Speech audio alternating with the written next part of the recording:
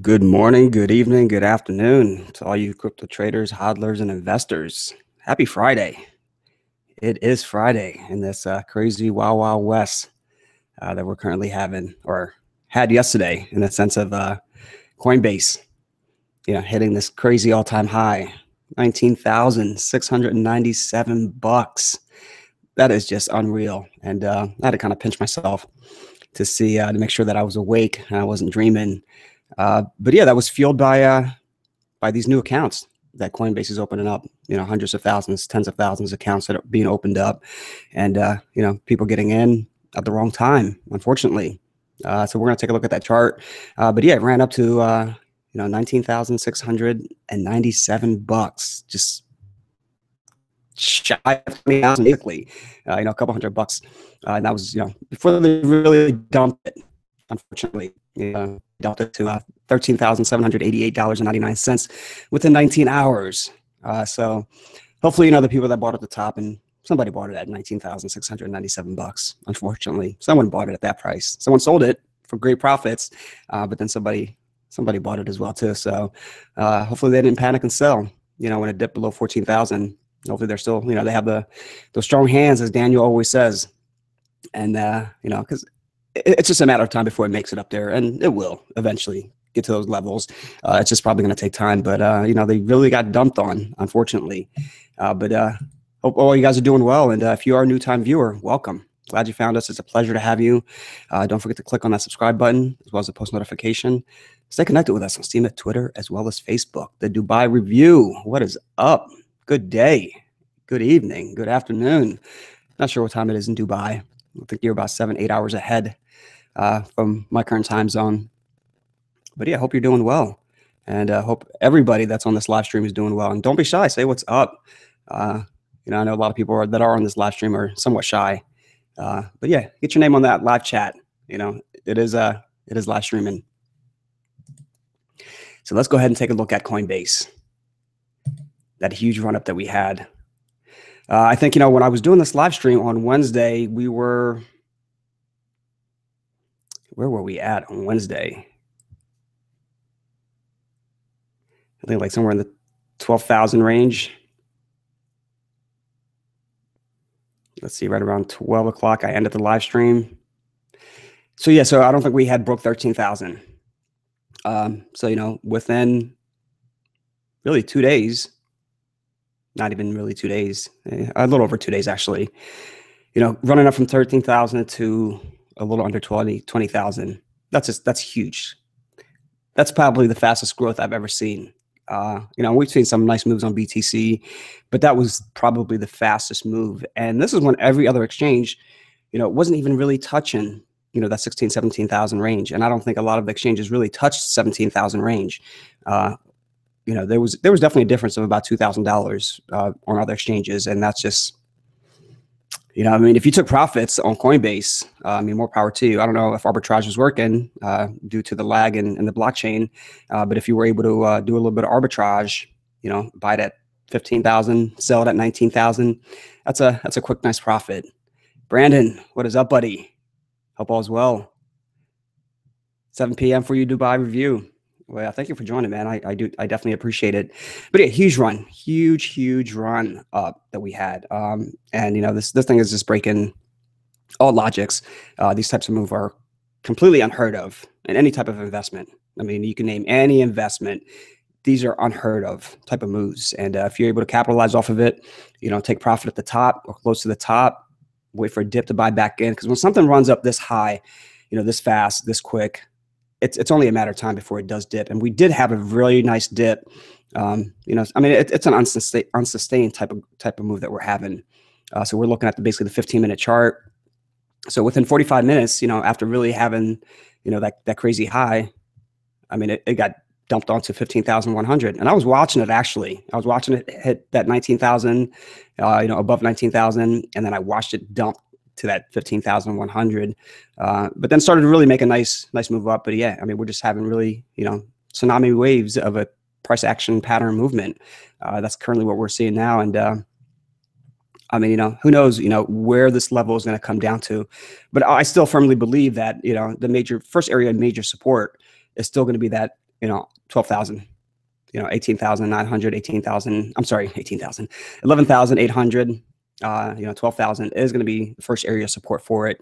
That's really where it was suppressed. That's the area of suppression that we've had for an extended period of time. And when I say extended period of time in the sense of cryptocurrency market, it's not that long. Within 3 days, basically, we've had a nice area of suppression. But if it does break those levels, then we are going to have another area of suppression. And I think the bare bottom for this thing, if it does come crashing down, is going to really be that 8,400 to 8,000 range, maybe 8,500 to 8,000 range. That's really the major area of support that it should have if she does come crumbling back down. But right now, she does have a level that she needs to break. And let's go ahead and take a look at that first level.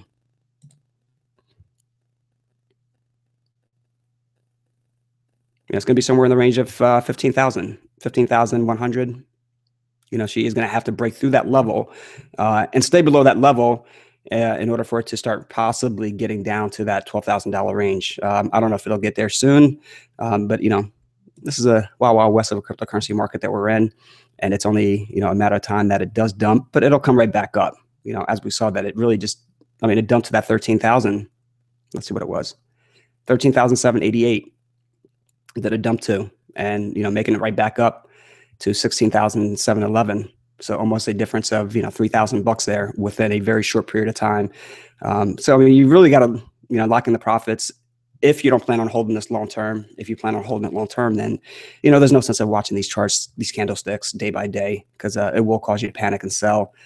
They will psych you out, and I'm sure a lot of people that bought at this top got psyched out to an extent. Hopefully they didn't, but I'm sure some did, unfortunately.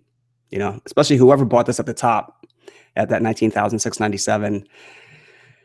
I can't even imagine what they were possibly going through or thinking as it was dropping.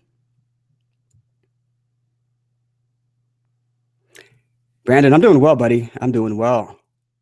Sound good as usual? I'm glad the audio sounding good. I'm glad to hear that. Christopher Chen, what is up, buddy? Finally made the live stream. Thank you so much. Well, you've been on the live stream before, but you finally chatted, and I do appreciate that. Thanks so much, bud. Yeah, rise and grind. And, I honestly, I wish this thing would maintain that, 19,000 and consolidate in that 19,000. But only time will tell. We will see. We will see if this thing really will retest, that 13,000 again, that it completely, I thought it would get to. After having a nice run up from that 11,500, 12,000, run up to 14,000, possibly 14,500, before kind of breaking back down to that 12,000 range. But, in this type of market that we're having, anything's a possibility. George, greeting from the UK. Thanks for joining, bud. Your whole company was watching it, Chris. Nice. Yeah, man, I should have popped open a bottle of champagne for that, 19,697. But really, it wasn't, that wasn't a sustained move that was happening across all, exchanges. It was only Coinbase. And we can kind of take a look at, some of the exchanges and see, what the high was, but it was nowhere close to that. I don't think any of the exchanges really broke 17,000, but we'll briefly take a look at some of the major exchanges. Enrique, welcome, buddy. So 17,177 on Bitfinex was a high. Let's take a look at, let's see. Gemini, I think it was somewhere in that same range. 17,712.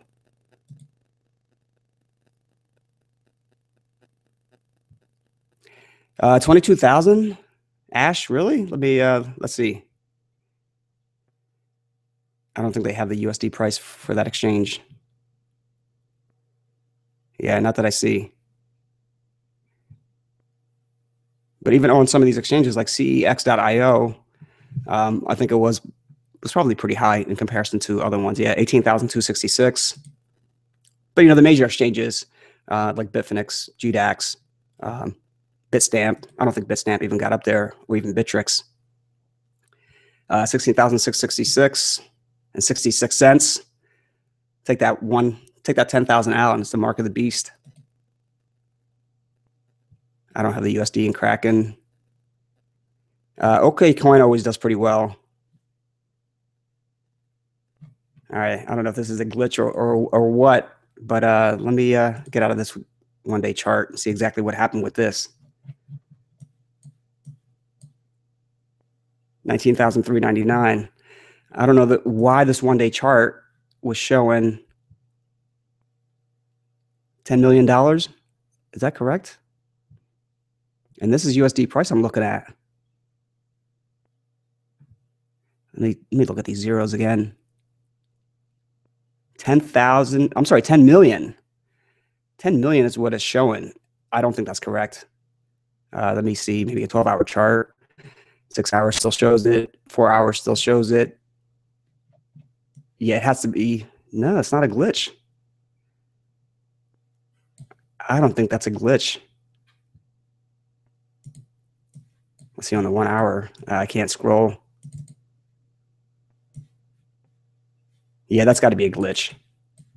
Yeah, there's no way that it went up to $10 million, even though on the 2 hours and further, it is showing $10 million. Yeah, high at $10 million. So I don't know. I don't know. That's got to be a glitch, because even on the 1 hour, even though I can't scroll across, it's not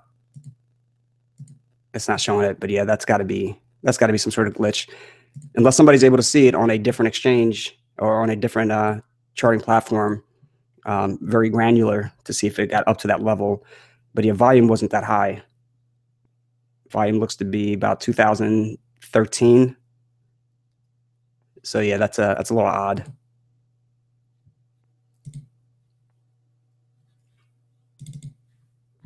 What was the other exchange? Let's see. 16,800 on Bittrex. And that's on the USDT pair.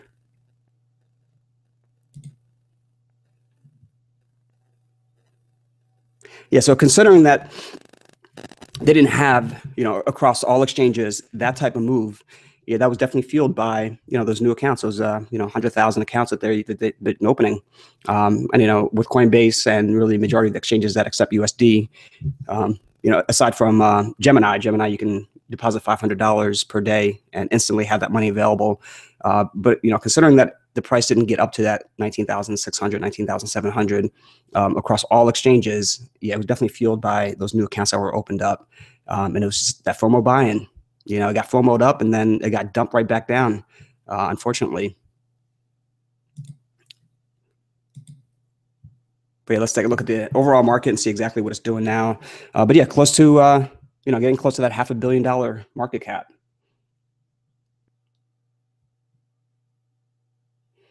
Rising, what's up, buddy? Good morning. Look at LTC, BTC, Stratus. I will definitely take a look at those for you, bud. So sitting at $426 billion. So, just, it'll get up to that $500 million. I'm sorry, not $500 million, $500 billion, $500 billion market cap.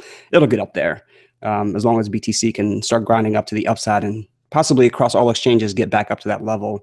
But yeah, these moves are unheard of. And everything was really dropping yesterday. Everything in the top 20 was dropping because everybody was really piling into BTC. That flipping from alts into BTC was definitely happening. And it was just that FOMO chasing. So, but yeah, a lot of things seem to be in the green currently right now. At least majority of the top 20 seem to be in the green. It looks like the biggest winner today is Litecoin, 108. That's got to be an all-time high. So we'll definitely take a look at that. And then IOTA up 10%, EOS up 10%. Populous has definitely made a move up below that 20%, below the top 20, definitely hitting, number 17, up almost 40%, a little under 40% at the current time. Let's see what else is maybe in the top 100 doing pretty well or heavily getting dumped. Status up down 11%.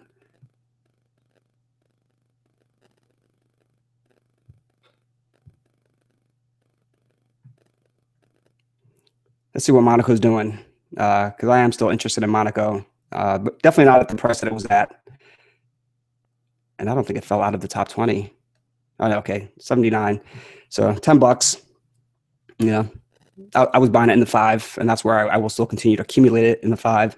I will not chase it and buy it at the 10. I should have sold at 16 is what I should have done. What I was holding, I should have locked in some of the profit and then utilized the profit and the capital to buy back in this $10 range. But yeah, I'm looking to basically accumulate it, but that should have been the strategy I should have taken.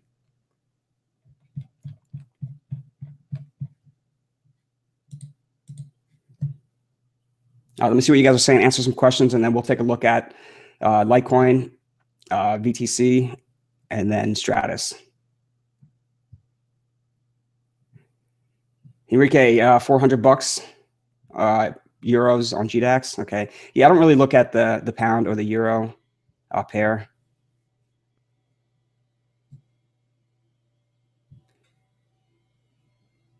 XLM. Let me put that on the list because I know I'm going to probably forget that. So LTC, VTC, Stratus, as well as XLM. We'll go right back up and repeat. Yeah, it's that, you know, wash, rinse, and repeat that these whales can play. Daniel, welcome, buddy.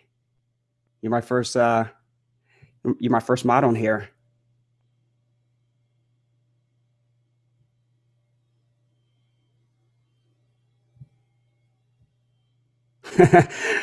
Pump and you dump. Yeah, that's the name of the game of this cryptocurrency market. Do I want to invest? I'll throw you a penny or maybe one Satoshi.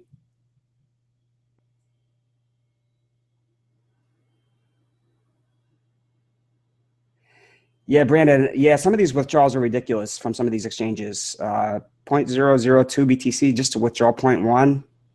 That's ridiculous. That 0.002 is a good amount of money when BTC is really going up. And to be honest with you, you know, they should withdraw.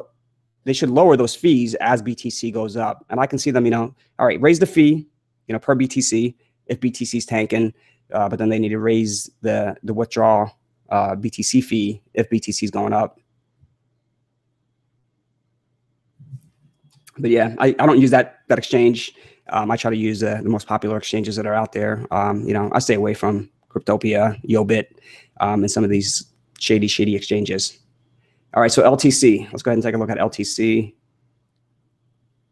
Let's see, what do I want to look at? 115. So 112 on Bitfinex, 115 on Coinbase, and then 0.00715 on Bittrex.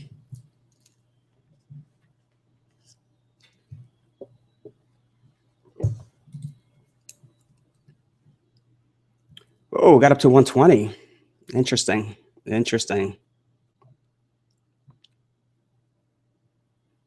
I think it's definitely found its price discovery, and as long as it can stay above $100, that's really its price discovery. And I did give it end of the year prediction of $100, but yeah, that was when it was, you know, like $35, something to that extent. Yeah, I don't think I charted this thing out, especially on TradingView. I know I charted it out on Crypto Watch.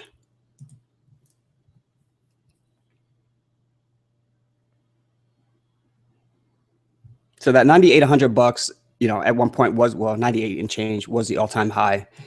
So $100 is really, you know, the floor for it at the current time with the way the price action is moving. That is going to be where the support should be. And that's always a magic word, should be. You know, as we can see, it broke, you know, for an extended period of time, it has held that 98.36. Yeah, it came down just a little bit to 95. But as long as it gets right back up and maintains that price, that's still going to be the support for it. So, you know, prior resistance, 98 bucks, let's just say $100, is becoming the current support for it, which is very good in the sense of LTC, you know, because LTC normally, you know, has a nice run up and then she kind of breaks back down. So anywhere in the range of that $98 to $95, you know, if you're looking to be patient and wait for it, if it does decide to take a dip, that's really the area that I would kind of wait for. You know, I wouldn't chase it. You guys know me. I don't chase things. You know, if they come to me, that's great. If they don't, you know, it's really no sweat off my back.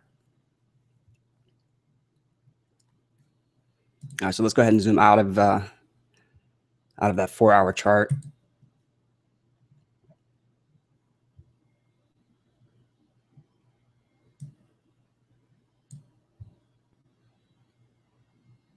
All right, then first area of support really for this from its current high is going to be really where the majority of the battle happen. You know, at a point on the chart on the price action movement where it really had a hard time breaking out, where, you know, the bears were really attempting to take control of it and they would knock it back down. Bulls attempt to take control and bring it up, they knock it back down. And that's going to be really right in the range of $103.50, $104, something to that extent. So it's not always going to be 100% to a T, but we'll go ahead and plot out $104.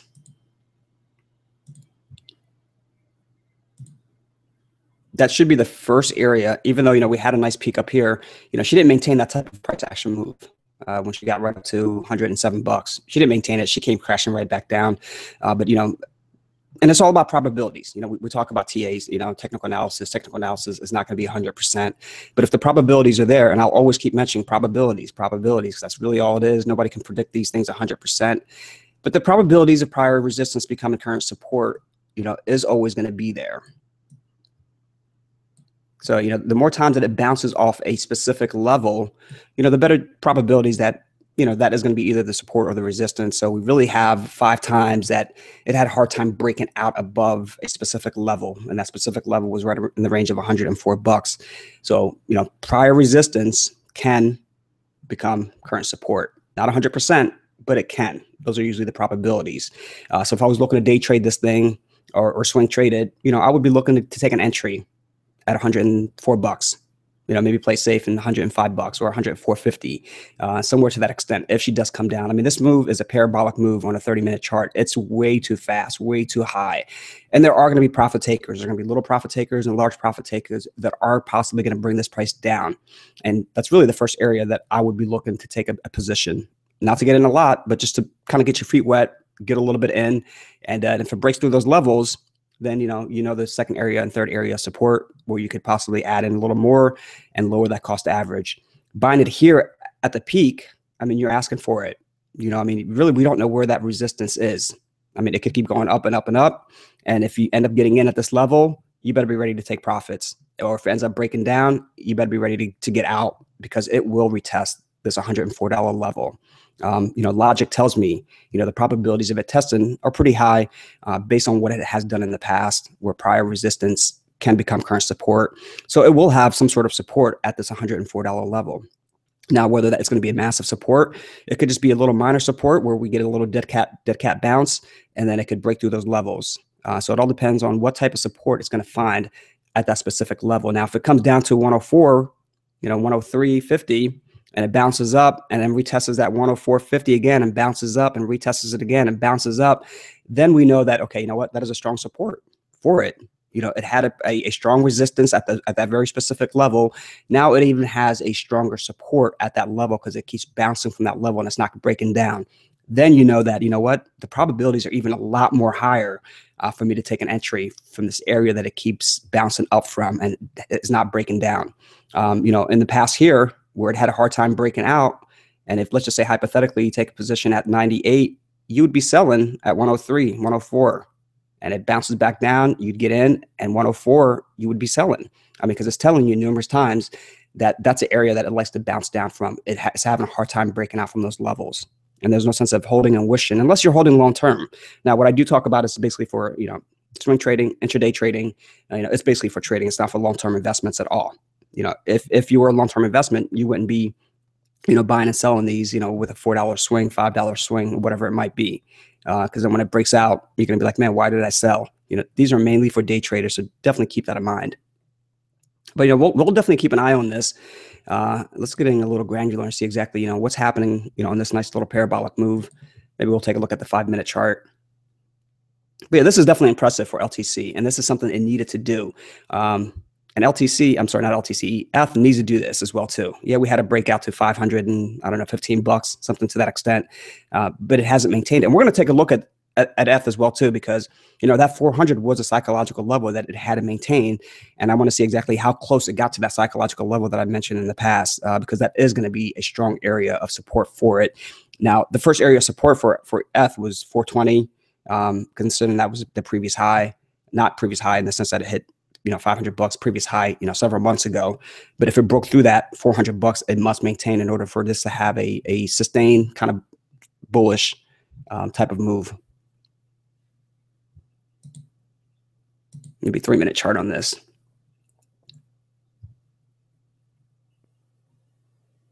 All right, so Andreas, I don't think you're on here, but I'll still keep mentioning the question that you asked me and try to cover that as many times as possible. And Andreas a while back, and I covered it as well too, but I always try to find good examples. He asked me, what if something's running up so high so fast? How do you kind of plot out a good entry?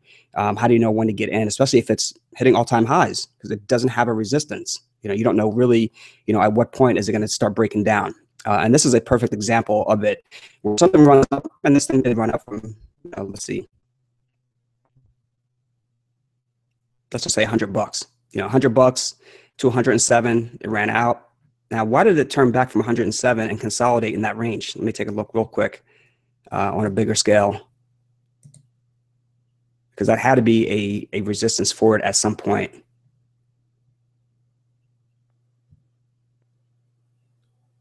All right, let me plot out this 107. And looking at the history can definitely tell you what it might do kind of going forward. So that 107 is right here. That was a nice peak that it had, an all-time high that it had set. And if you knew that was an all-time high and you actually had a position at, let's just say 95, 96, 98 bucks, and you're wondering, where should I start locking in some profit? Not sell everything, but lock in some profit. It would really be at this high of 107.49. So then now let's get a little granular and see exactly what happened with the prior candlestick, because really we're on a 1 hour, so we're still within that 1 hour of that candlestick. But let's see what happened when we get a little granular on the 3-minute chart with the prior candlestick, because that was an area that it had a hard time breaking out above and consolidated. So it got to 108. So a lot of consolidation happened. Oops.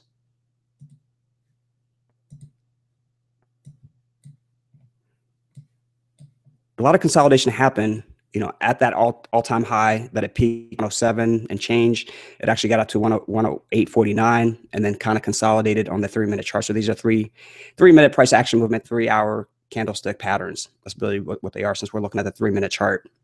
But it consolidated, and it was trying to find its price discovery, price action, battle between the bears and the bulls. Who's going to take control of this price?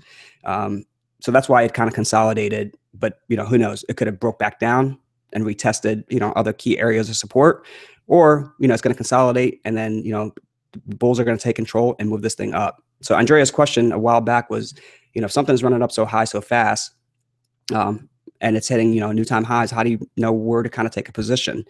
So let's say you were watching this thing and it kind of, broke out above this peak here of $102, and it goes up and up and up. You really don't know at what point what it's going to do, right? But what you want to do is kind of pay attention to an area of consolidation. So this area of consolidation here for about, let's see, 5, 10, 15, 20, 25, 30. For about 40 minutes, it had a sideways move, consolidation. Now, you really don't know in this sense of this consolidation here. Let me go ahead and plot this out.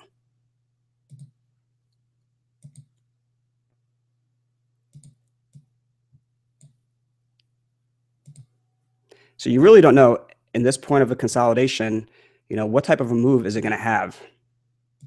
Is it going to end up moving, up, or is it going to break down and retest, maybe 98 bucks or retest 100 bucks? You really don't know. What you're really paying attention to is a key area, and that key area is going to tell you exactly, how this price action move is going to really happen going forward. So, that high of 108.49 is what it hit.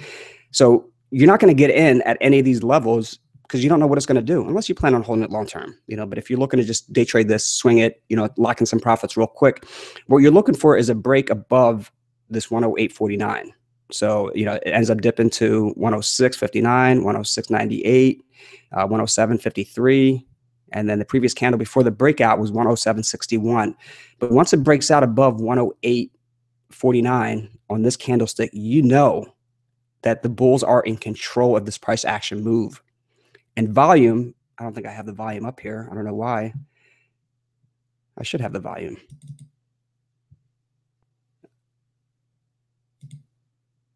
Let me see, because volume should surge. Here we go. So when you see the volume surging, as you can see in this phase of consolidation, volume slow down. It completely slowed down. Once it breaks this 108.49 with an extended amount of volume, and that break of 108.49 happens, that's really when you know that you should be taking a position, because the buying is intensifying. The selling has kind of somewhat diminished. They're still selling, that's going on, because where there's a buyer, there's a seller, but selling has diminished, but the buyers are outweighing the sellers, and you get this parabolic move. I mean, that's a clear confirmation that, it's breaking that previous high. And that's the time for me to take an entry. And then once it gets a nice run up and starts to move sideways, that's the time to start locking in some profits, because it's not just going to keep going up and up and up. At some point, it is going to consolidate, like we're seeing in this orange box that I plotted out here. And once it starts to consolidate and move sideways, you start trimming your position, not sell everything, because you don't know if it's going to break out above another high. So if this thing starts to move sideways and consolidate, you want to start maybe trimming a little bit of your position, maybe 10%, 15%, because really at this point, you don't know what it's going to do. You don't know if it's going to break back down or if it's going to head up until it actually breaks out above this 119.62, which is a prior peak. And if you do have some left over, which you should, because you're only selling 10% or 15% of your position, then you know what? On a nice parabolic move again, I'm going to start locking in a little bit more of the profit. So that's really the best way to lock in a bigger slice of the pie, in the sense that you're able to lock in a larger chunk of the profit. Instead of selling everything at this level here in this yellow box, because then you really, not locking in a bigger slice of that pie. Yeah, you're taking some profit, but you want to get a larger chunk of it. So to sell only a little bit, to kind of scale out, just like you would scale into a position, never go all in at one specific price, and never go all out at one specific price, unless there's a complete downturn, a complete, catastrophe that's happening within the overall market. Then yeah, you would kind of just sell and get out of everything and wait for a nice happy bottom where it starts to consolidate. But if this thing starts to consolidate sideways, you should be trimming your position, because then that just means that, the bulls, or I'm sorry, the bears, the buying has somewhat diminished and the selling can intensify. And that's always a magic word. Selling can intensify. But if it starts to break above this high of 119.62, then you know that, and the volume is also spiking, then you know that that's a great opportunity to start getting in a little bit of an entry. But I don't think Andreas is on here, but I will try to cover this, if I see this type of pattern. But yeah, I mean, if you're looking for, patterns and things like that, and looking for a great entry on something that's really running up so high, so fast, that's kind of what you want to wait for. You want to wait for it to consolidate. And once it consolidates, you want to wait for a nice confirmation of a breakout, which would tell you that it's breaking out above the previous high. Or if it's going to completely break down. If it starts to completely break down, then you're looking at your areas of support that you've plotted out to take to start scaling in, not to go all in, but to start scaling in to your position. So that's LTC, and we'll definitely keep an eye on it.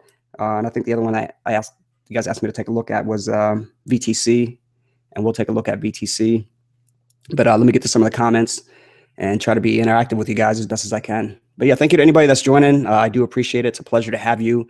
And like I said, if you're a new time viewer, welcome. And don't forget to click on that subscribe button, as well as the post notification.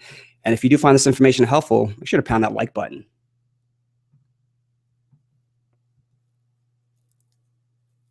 Andreas, you are on here. Perfect. But yeah, I'll try to cover that question, because that is a very important question for anybody that's looking to trade.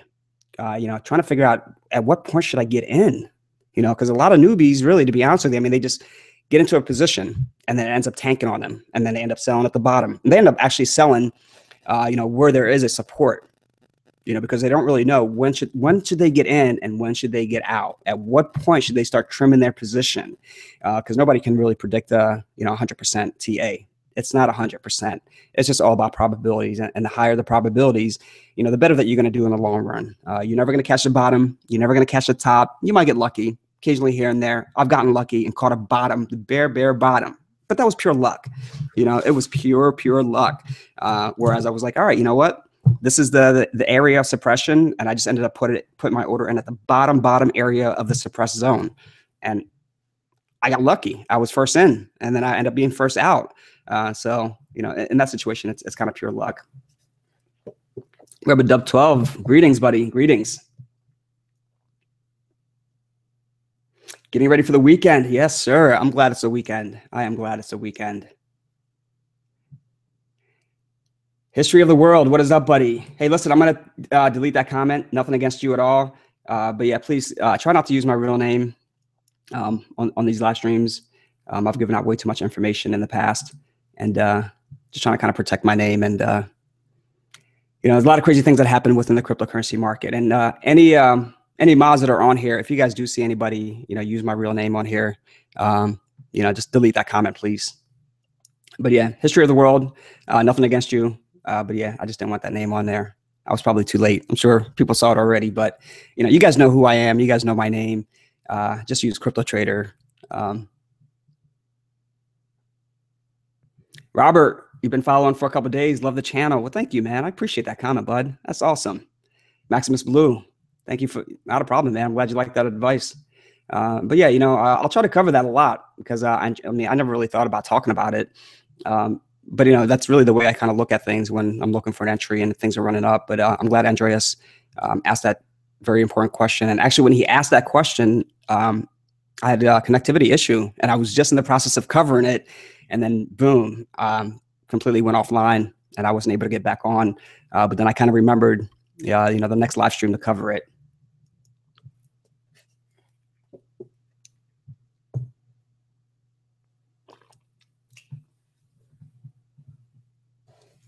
Robert, welcome again. Let's see. Good question. What do I think about the altcoin market crash last night with the rise in Bitcoin? You're a new trader. Do you think anyone could have anticipated it? Yes, definitely. I mean, if you've been really following this market, you should know that, with the rise in BTC, especially having a crazy, crazy rise of, $3,000, $4,000, that people are going to be selling into alts. I mean, selling out of their alts and getting into BTC. To be able to capture that type of price action move. So if BTC is running up so high, so fast, a lot of these crappy alts, to be honest with you, that maybe are not in the top 50, will end up taking a hit, and they might end up taking a bigger hit. Now, it's always the same too with vice versa. Whereas if BTC is taking a heavy dump, they're going to start piling into some of these alts. Yeah, some of them might go into USD, some of them might go into USDT, but the solid alts, especially in the top 20, are going to end up doing very well as BTC is dumping, because the flipping does happen, from BTC to alts, and then from alts to BTC, and that's something that you definitely got to keep in the back of your mind. We're going to keep LTC up here as I'm answering the questions, because I want to see if it actually retraces back to this at $107, $108 level, because that is going to be the first area of support for it, where there's a prior resistance. Usually, not all the time. The probabilities right now are probably very slim, considering it hasn't proven to us that it can bounce up from those levels or from that level numerous times. So the more times that it bounces up, where it'll retest at $107, $108 and bounces up, retests it again, bounces up, then that the probability is a lot higher. So we'll definitely keep an eye on this and see, if it bounces up from it or if it completely crashes through it. If it continuously keeps bouncing off of it and doesn't break down between that 107, then it's a solid support. That's where traders are willing to support LTC at that level, and that would be kind of where you would take a little bit of an entry.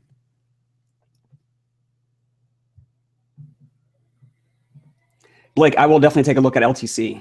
I'm sorry, VTC. We will look at it, bud. Just give me about just 2 minutes.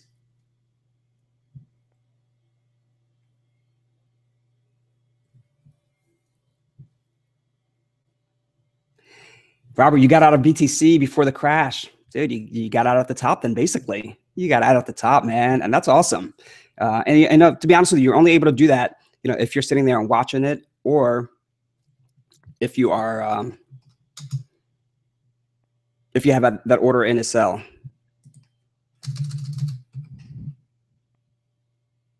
Where's VTC at? I thought I had it up here. I know I do. Oh, there it is. Yeah, and I've covered VTC heavily in the past. So let's go ahead and zoom out of this, because I did cover this thing, and there's a lot of things that were plotted out on here. Of course, we got our bull flag triangle wedge, where it completely just, these are the things that I look for. There's very specific patterns that you should be looking for. It's hard to see them all the time unless really they're in the back of your mind. But yeah, this is a perfect example, of a nice wedge, where really the price action movement, from the candlestick, starts to get thinner and thinner and thinner and thinner and thinner and thinner. And the thinner it gets, then that it's going to have a nice pop to the upside. And this is a perfect example. As you can see, the range, between the price move, in this triangle was just getting tighter, very tight, very tight, very tight. And the last candlestick was probably the tightest price action move. It was really a difference of a low of 394 to a high of 407 in comparison to the other candlesticks. And once it gets that really tight, that it's found that wedge, and boom, it gets a nice push up to the upside. And if you're able to see these things and be able to capture them, they're great. They are great. History of the world, not a problem, buddy. Not a problem. Yeah, you're not the only one. You're not the first. You're not the last. I'll just put it that way.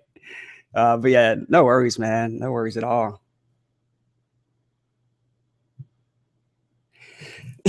Mark, great to see a new name on here. BTC features out on Monday, and that's with CBOE, Chicago Board of Exchange. And then on the 18th, it'll be with CME, Chicago Mercantile Exchange. And yeah, it's I covered it on the last live stream. I talked about it heavily. And my speculation that is that I'm bearish on it.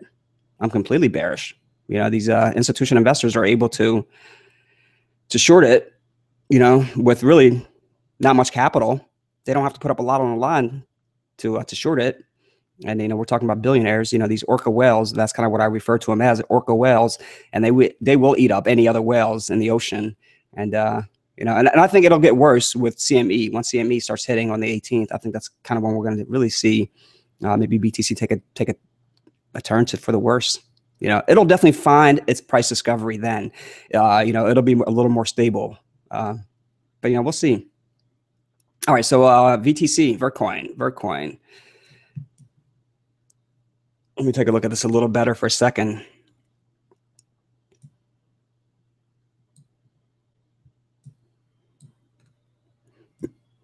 It definitely retested,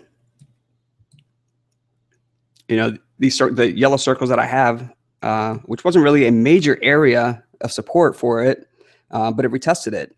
In the red, it's probably a better, and these are all probabilities. That's kind of what I talk about, probabilities. It's not 100%. But, if you're waiting, in the red circles, I kind of plotted out where it had a hard time kind of breaking out above a certain key level. And it got close to it, basically. It had a nice run up for sure. Don't get me wrong. But yeah, it definitely almost retested it to $5.94. And I had plotted out $5.71, somewhere in that range. So it almost retested it. It got close to it. And really, on the 4-hour chart, it got to our 100-day moving average. It broke through our 100-day moving average, but it basically bounced right from it. And a lot of times, they do like to retest, especially if we're having a nice downturn. It does like to retest and form that as a support. And a lot of traders kind of look for that as a support. They'll either look for the 100-day moving average or the 200-day moving average on a catastrophe downfall. If the market starts tanking, plot out either on the 6 hours. Let's even take a look on the 6 hours and see where it bounced from, if that's still our 100-day moving average. I don't have 6 hours on here. That sucks. So 1 day. So maybe on the daily. But yeah, if there is a catastrophe in the market, look at the possibly 6 or 12-hour candlestick and plot out your 100-day or maybe 200-day moving average. And a lot of times, they like to form those as support. And if there is a catastrophe, our 100-day moving average is sitting right at 290. And I think I have the bare bottom support on this at $3.10, because that's really where it consolidated sideways for 3 days, almost 4 days, before having a nice push up. But it really didn't break back down. Yes, it broke back down on this candlestick here, the $2.68. But as long as it makes it back up, I don't really look at the wicks. As long as it closes above that, then that's kind of where I look as a closing price. So really, the bare bottom support on this thing, should be right around that 317 or 315 to 340. But yeah, let's look at this a little better now.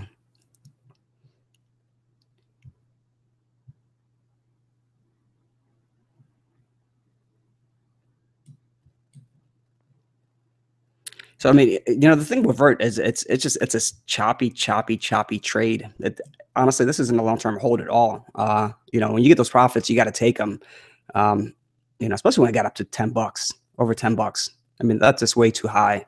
But yeah, it's shown us numerous times that it just likes to be very choppy. If it gets a nice run up, it likes to break right back down. It's not a continuous run up to the upside where it's continuously grinding and grinding and grinding.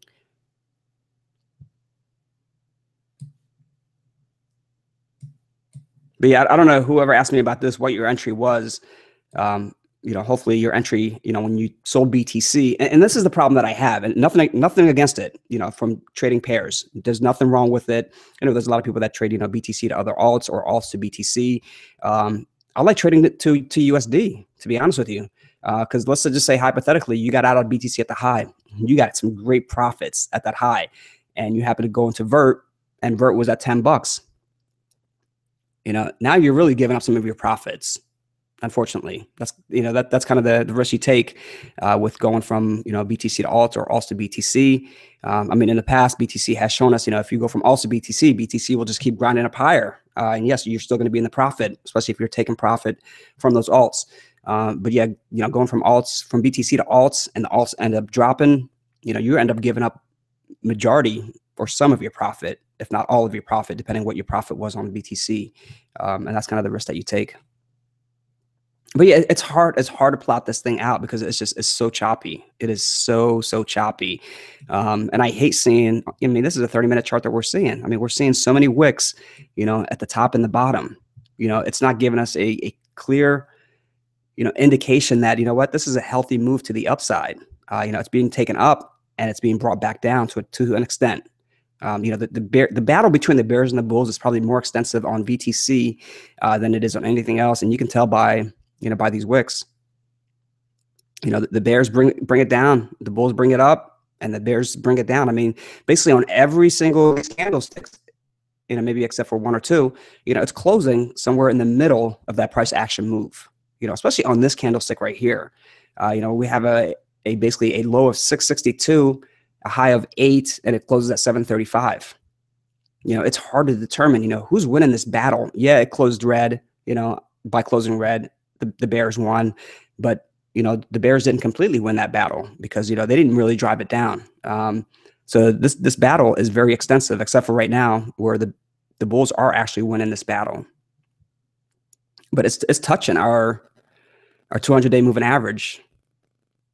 And that could form as a resistance as well too. If it's on the bottom, it could form as a support. If it's at the top, it could form as a resistance. But yeah, it's a choppy trade. And if I was waiting to take an entry, and if I didn't have an entry, I would be waiting for the support line. Where did it bounce back from? Prior resistance can become current support, and that's going to be really the $6 range, $6.20 range is really where I would be looking to take an entry. And I think, last time not last time, but the time before that, I really heavily covered this thing. We were right in this range here. So I'm going to put a box there and then kind of zoom into this.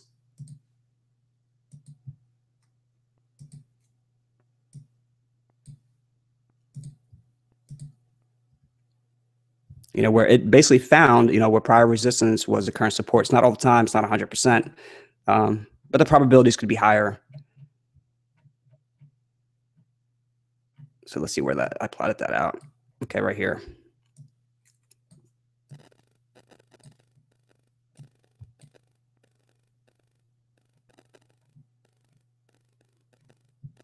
And hopefully you guys can see this with the color of this box. Maybe I'll change it up.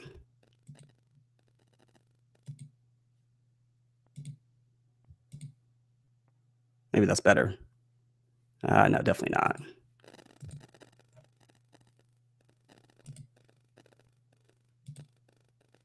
All right, let's get rid of it.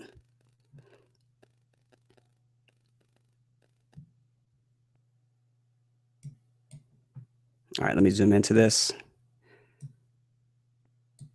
All right, so I think the first time, maybe a week ago, somebody asked me to take a look at this. We were right around this range here, where it kept on really bouncing down from that $6.19. I had a hard time breaking out above it, for not too long, but in the cryptocurrency market, I would consider this a nice little period here. But it did break out above it, and when it broke out above it, it attempted to break down below that 620, and it retested it, 3 times. and had a nice push up to the upside. It retested it again in the blue here, the blue circle. And then that would indicate to me, you know what, that's a clear indication that that is a good support line. That's where the bears, that's where the bulls are willing to support it. Came back down, broke below it a little bit, but it really all depends to me is the closing price. Where did this thing close? So when it came down, on this nice little green candlestick, it closed at $6.21, which is above that 619, where it was a prior resistance that formed it as a current support numerous times. So going forward, let's see if it even attempted to retest those levels again. It has not retested that level. But I can definitely see it retesting that level eventually. It might not do it right away. Actually, it did retest it. I'm sorry. It did retest it. It retested it here again and bounced up from it. So let's go ahead and put a circle there.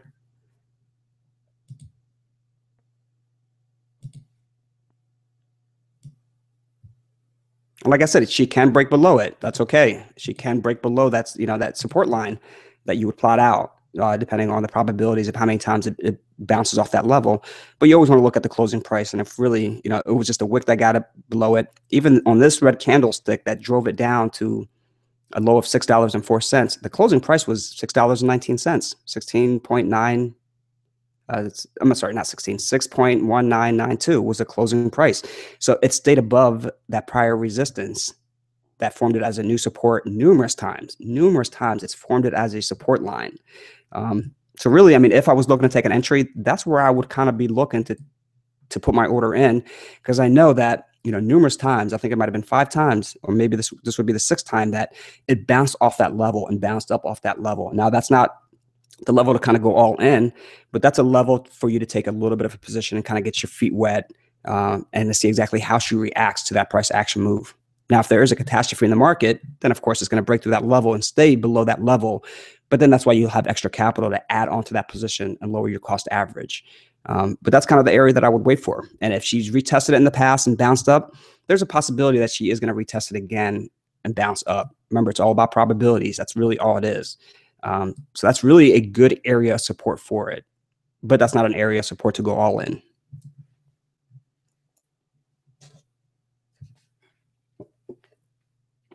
All right, let's see what you guys are saying. Yeah, don't use USDT for too long. Yeah, you're absolutely right. Yeah, USDT is not paired 1-to-1 at all.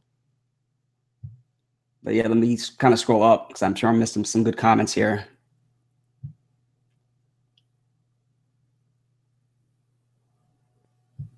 ETC, I can put that on the list.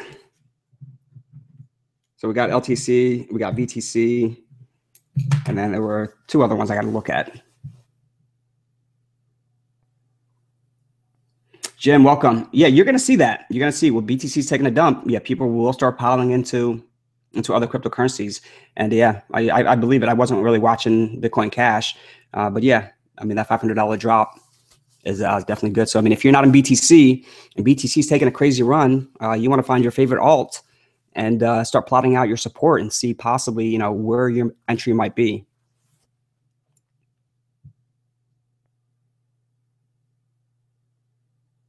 Maximus, yeah, CBE or CBOE, you mean, they will not be actually buying BTC. Yeah, it's just basically all speculation. And they don't have to put up much on the line. They don't have to put up much at all to basically to have the option to buy, because really that's what it is. Futures is options. And the way it works is, and I kind of explained it briefly, but I'll explain it again. Or actually, I think I might have explained it in a little more detail than the way I'm going to explain it now. But what you're doing is basically, either taking a long position or a short position without putting up too much capital on the line. And you're basically, making a bet on the option of buying it later. So hypothetically, let's just say, somebody's selling an option to buy BTC at $200 and they want $1 per contract, and I want to buy 10 contracts. Then, I'm going to pay that fee. And if BTC ever gets to $200, they have to sell it to me. We have a contract. And I have the option to execute that contract within X amount of time. Now those contracts do expire. So let's just say it's for 60 days, 90 days, whatever it might be. Within 60 days, If it gets to that level, the person that I have that contract with has to sell it to me. They don't have a choice. They have to sell it to me at 200 bucks. But let's just say BTC is at $1,000. Then I would just let that expire and I would fork up the dollar per contract that I paid. So you don't have to put up much on the line, to be honest with you. And I think, one option contract is times 10. I'm sorry, is it times 100? It's either times 10 or times 100. I don't trade options or futures. But, so basically if you buy one contract, you're buying 100 shares or 100 coins. So you're being given the option to buy it. You don't have to buy it, but if it gets to that level, whatever they're selling that option at, you can execute it, or you can let it expire if it doesn't hit that price. There's no sense of having it, basically taking the option to buy it if the price is still, in the thousands and thousands. But yeah, you're not going to find a options contract for 200 bucks. You might find one for maybe 8,000. To be honest with you, there might be a contract out there for 8,000, whereas you'll spend a couple bucks or maybe a couple $100 and have the option to buy it at $8,000 within 60, 90, 100 days, whatever the expiration date of that contract is. And if it gets to that level, you can say, you know what, I'm going to execute that contract and I'm going to buy it at that price. Now you still have to have the capital to buy it. It's just not you paying only, the dollar per contract to buy it. You got to have the, 8,000 times however many coins you want to buy at that specific price, or just the dollar value, because they're not really buying BTC.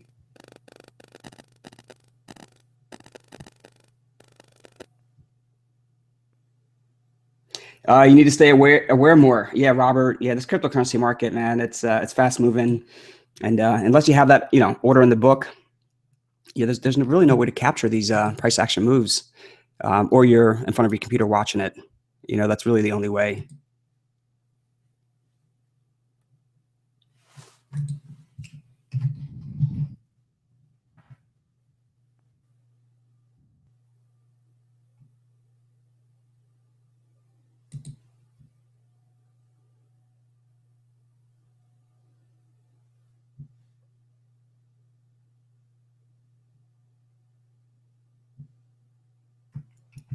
Ryzen VTC looks like a great buy right now.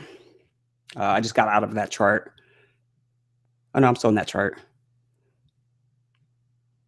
Yeah, I don't know, man. It's a choppy trade. It really is. I mean, looking at the 5 minutes, and I usually don't look at the 5 minutes at all, unless I'm looking to get out of that position or get into that position. But yeah, it's choppy. It's choppy. I would rather put an order in at $6.19, instead of buying it at 751 or 758, whatever it's at now.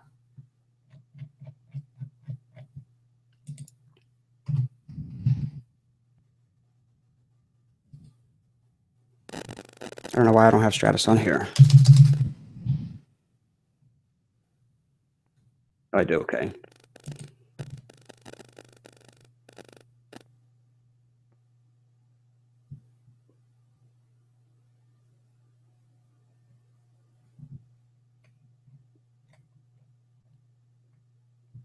All right, Stratus, let's see. I don't think I plotted this one out at all.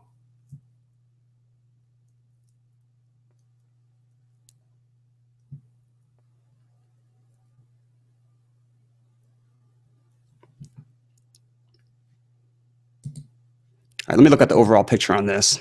So usually, if I haven't looked at something, unfortunately, I can't look at the 12 hours, but I'll take a look at the 1 day. I'll take a look at really just all time frames. The 1 day, the 12 hours, the 6 hours, the 4 hours.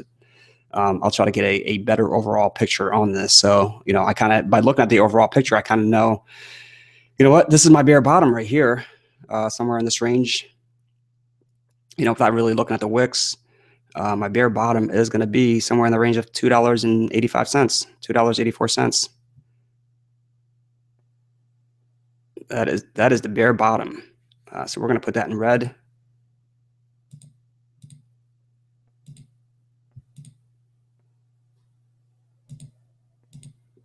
All right, that is my bare bottom. That's where it's really come down to and bounced up, I mean, it's far-fetched, whether it's going to get to that level or not, but at least I have a clear understanding of where that bare bottom is. And then I'm going to, take a look at it. I'm really, to plot out some support and resistance. I mean, you really got to stare at this chart for a while for it to really talk to you. And that's, really, I mean, I love charting things and I love looking at things because they do tell you kind of the history of it. And the longer you look at it, the more that it'll talk to you and tell you exactly what it possibly likes to do.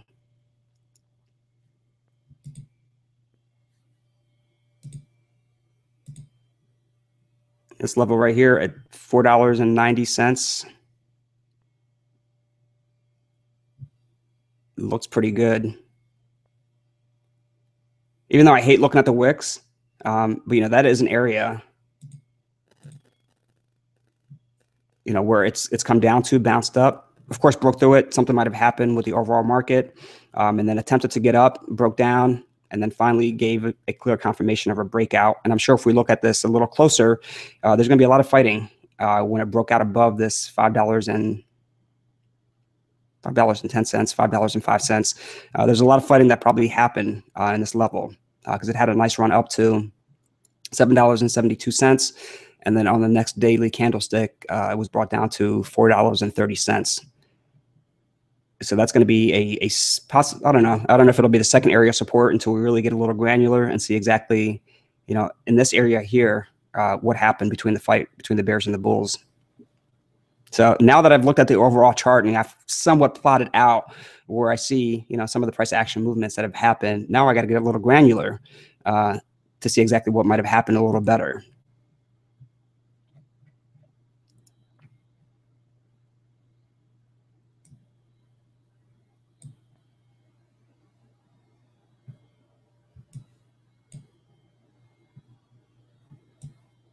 So that support that it had here, prior support, possibly becoming current resistance, it didn't hold too well.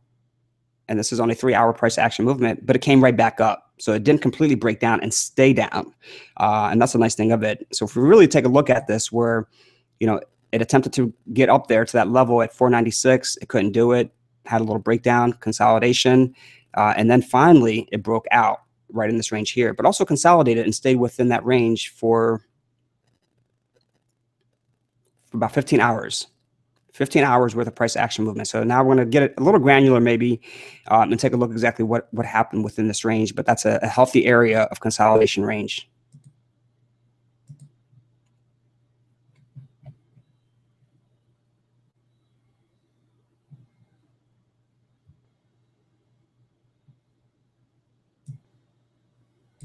And there's that range that the price action move that we were just currently looking at, where it had a nice break, had a hard time breaking out above it, but once it broke out, it really didn't get below it, especially in this price action movement here.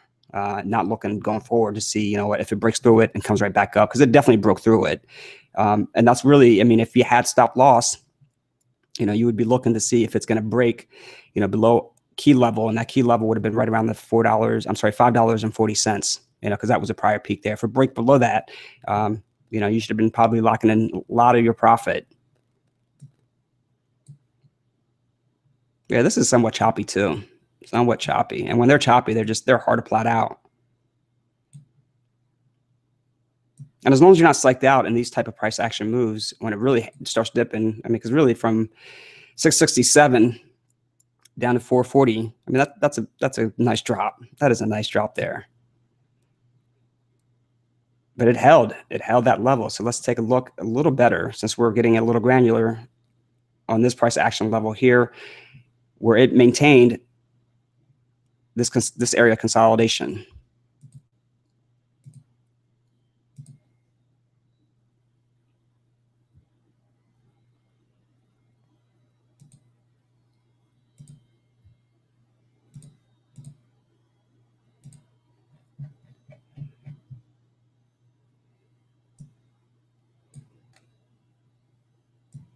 All right, good amount of fighting between the bears and the bulls for price action move in the past that happened.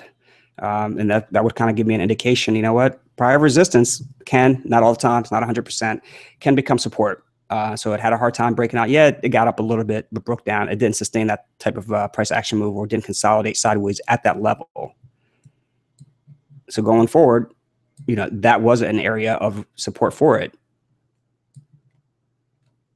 because it consolidated. Oops, I don't want to do that.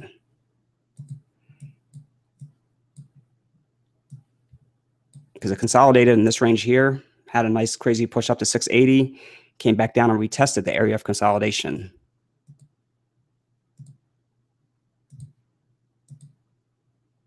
That's our area of consolidation there.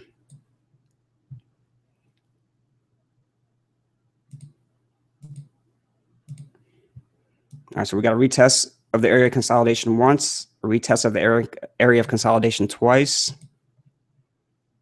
So now we're just really looking at the probabilities. What are the probabilities of it, testing that level? So really, it's only twice that it retested that level. So can it retest that level again? The probabilities are very slim. They're very slim. Only twice that it bounced up from that level, in comparison to the current level that it's currently at right now. Then we got to plot out our next peak, and our next peak is going to be. And I'm sorry, I'm not looking at the chat. So if you guys are asking some questions, I will not be able to answer all of them right away because I've never really looked at Stratus. So this is the first time that I'm actually plotting this thing out. If I plotted it out, it'd be easier for me to kind of go over it and talk about it.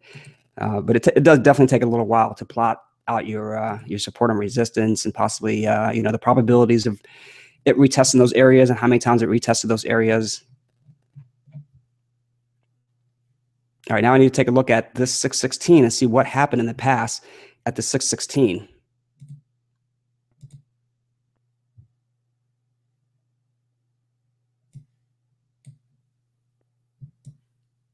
Not much happened in the past to indicate to me that 616 was a crucial level, but it could be a crucial level going forward, because then that would kind of indicate to us, what area of support that's going to be. Right now, I have no clue if that's going to be, our second area of support, first area of support, third area of support, unless I start getting very granular in these price action moves. But we do see that, in this current price action move that we're having from November 29th, that it touched that peak, retested this area of consolidation, which was $4.50, came up, but had a hard time breaking out above it. And that's kind of where, your entry, based on what happened, you kind of have an idea of, and these are all probabilities, you kind of have an idea of where you should start trimming some of that position to lock in some of the profit, because you really don't know what it's going to do. And then it has a nice little confirmed breakout. So prior resistance can become current support. So we definitely have an area of resistance here.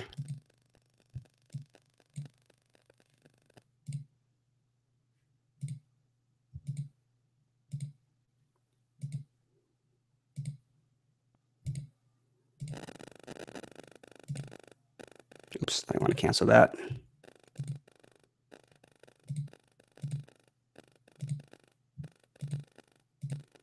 Try to do a little bit of color coordination here, just so it stands out. All right, so prior resistance, still resistance here because it had a hard time breaking out, broke out above it.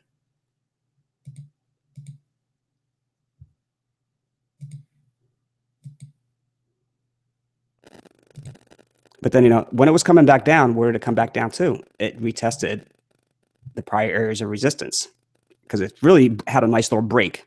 And you want to, a clear confirmation of a breakout is on a nice little candlestick. Well, not little, but on a nice little, possibly parabolic move where it breaks out of that resistance with a vengeance. It wasn't just a little bit of a break. It broke out of it with a nice candlestick. So then we know, okay, you know what? There's a possibility that, we know that prior resistance can become current support. Can, always magic word, can become current support. But it also held it in this level here, where it didn't completely break down below that level where the prior resistance was to possibly form it as a current support. So we got one area so far that's become a current support for it. So the probabilities are getting there, but the percentage wise, in the sense of the probability, we have no clue yet, unless it keeps retesting this level. So if it keeps retesting the 1661 and bounces up, retests a 1661 and bounces up, the more times it does it, the better of the probabilities of it forming a very good support.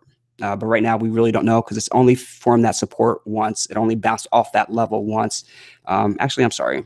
Let me get rid of this and look at it per candlestick. We are looking at the 2 hours. I forgot. I thought I was looking at the 2 minute. Don't know why I thought I was looking at the 2 minutes.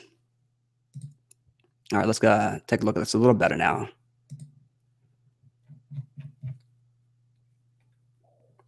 Right now, when we get a little granular, we can see that it's bounced off of that level even more, not just once, but twice. So let's take a look at the 5 minutes.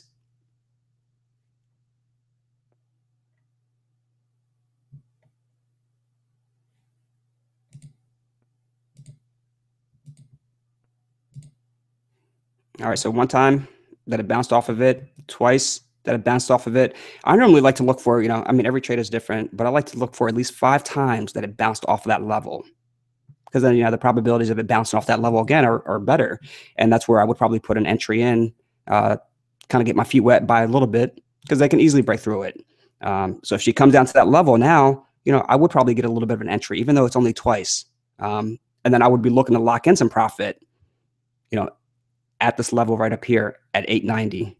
I wouldn't wait for, $11. I would still have some of my position at $11, but if it gets to 660, 661, I'm going to be at least looking to sell, 15% of my position, maybe a quarter might be too much. Because really, I mean, she could have a nice breakout, but at least, 15% to 20%, minimum 20% of my position, to lock it in at the $8 and let's see, $8 and like 75 cents, somewhere in that range.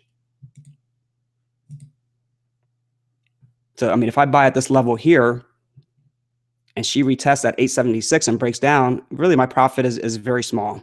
So, if we're looking at this trend from 661 to 876, my reward versus my risk is a lot better if I get in close to that 661 range and then I take a profit, lock in some of the profit at 876. Because really, it's all about probabilities. And I'll keep saying this over and over again. It's not 100%. It's probabilities. So what are the chances of it breaking below that level? How do we know, if it's going to break below that level? Really, we don't know as of right now. The only way we can kind of figure this out is through other probabilities as well, too. So the other probability is going to be a break below $8. Considering that was in the past. Let's see. That was a resistance for it. $8 is resistance there. Resistance there.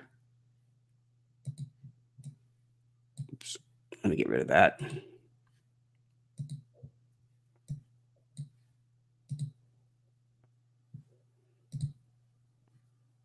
If this computer will cooperate with me.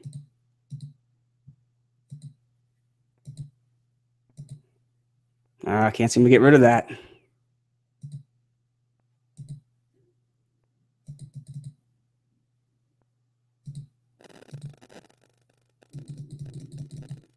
All right, this is horrible.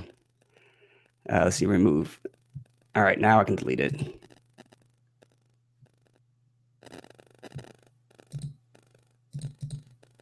Maybe not. All right, we'll leave that on there. I'll try to delete it some other time.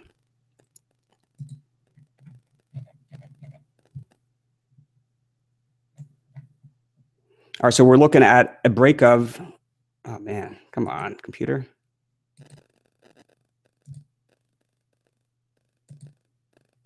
All right, this has never happened before. I can't get out of this. All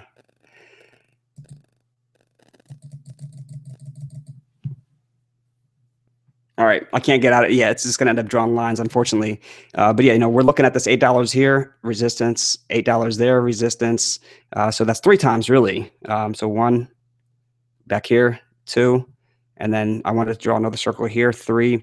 So we're looking for a break of $8. If it can break below $8, then there's a possibility that it can retest that 660 range or 680 range. It can retest it, and that's kind of where you would start taking, start scaling in to your position. And if it breaks below that, then start scaling in a little bit more as well too, and then start taking profit.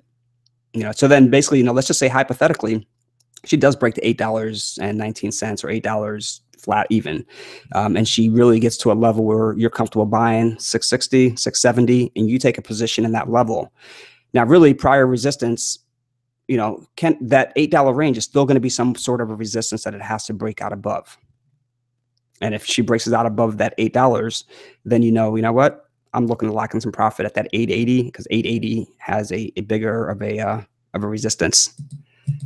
But I got to get out of this because this is not allowing me to get out of this. I don't want to draw anything out, but it's not allowing me to get out of it.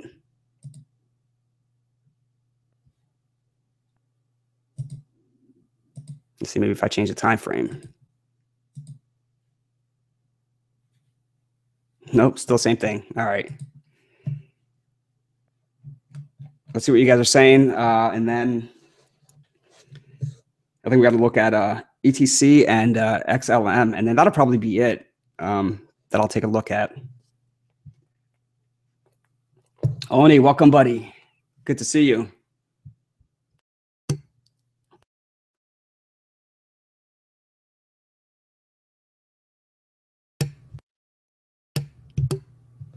All right. I had to mute it, but I know I'm not on mute. I had to double and triple check.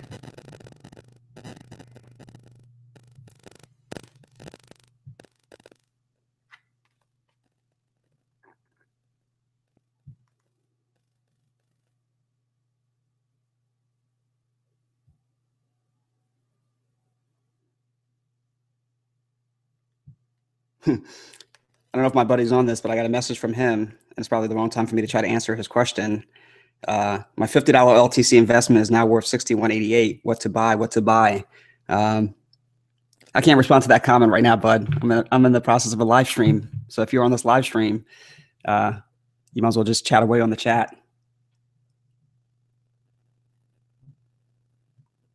All right, let me see what you guys are saying. I'll try to answer some of these questions. I know I'm going to end up missing a lot. There's a lot of questions on here or a lot of comments, and I'll probably end up missing some of them.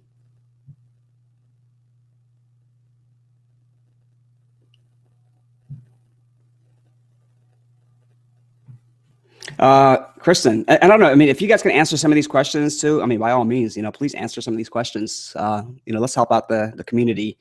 Because yeah, there's no way that I can answer all the questions that are on here. But Kristen's asking, is there a coin that stands out at being negatively corrected or correlated? Sorry, negatively correlated with BTC at the moment. I mean, you got to look at, maybe the top 20 and see as BTC's tanking, what currency in the top 20 is also, tanking with it as BTC's taking a nice move up to the upside. But, if LTC's tanking, I would take a look at LTC. Dash is kind of expensive.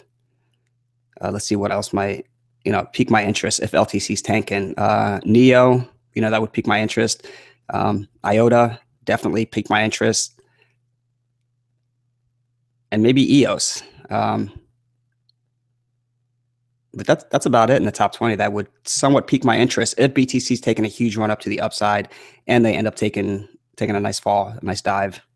But I can't specifically say, oh, you know what, this specific cryptocurrency, is going to take a negative correlated turn, depending on what BTC is doing. A lot of these cryptocurrencies will either, some of them will go up as BTC is going up. We've seen that before. In the past, it used to be where BTC goes up and alts go down, alts go up, BTC goes down.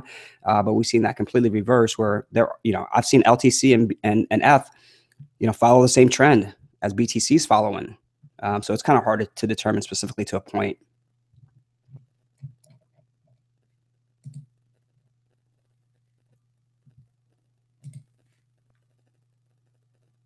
Yeah, actually, that's George. I'm glad you answered that question for her, and I really didn't even think about Bitcoin Gold and Bitcoin Cash, but yeah, those are the ones because really when the hash and power gets moved from Bitcoin to Bitcoin Cash, Bitcoin does decide to take a drop as Bitcoin Cash is going up. So the hash and power does play a huge factor in this. But yeah, that's probably the best correlation. So George, thank you so much for answering that because I didn't really think about Bitcoin Cash at all. But yeah, Bitcoin Cash would probably be the one. So I would pay attention to any of the forked coins because as BTC is going up, the hash and power is increasing on BTC, and so hash and power is being taken away, from Bitcoin Cash or Bitcoin Gold and being moved to Bitcoin. And when Bitcoin's tanking, more likely the hash and power is being taken away and it's being moved to Bitcoin Cash. That probably has a more correlation with the price action move, whether BTC is going up or BTC is going down. But yeah, I didn't even think about BCH. But yeah, Daniel and George, thank you so much for answering that question.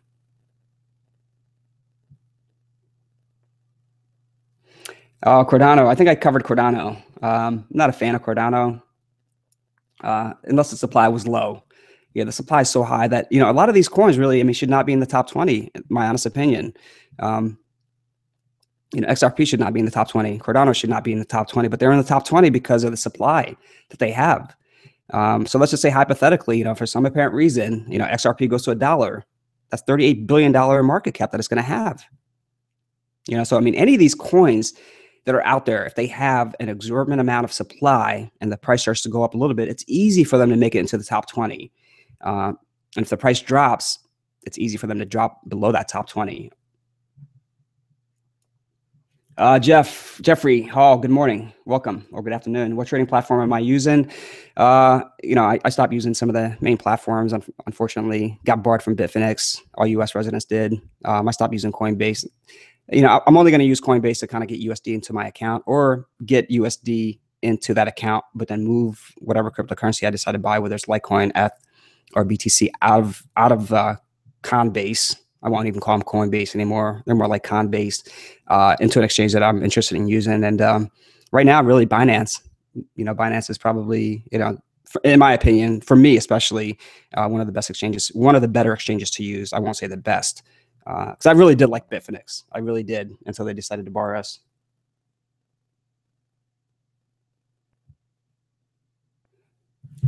Yeah, let me respond to this text real quick.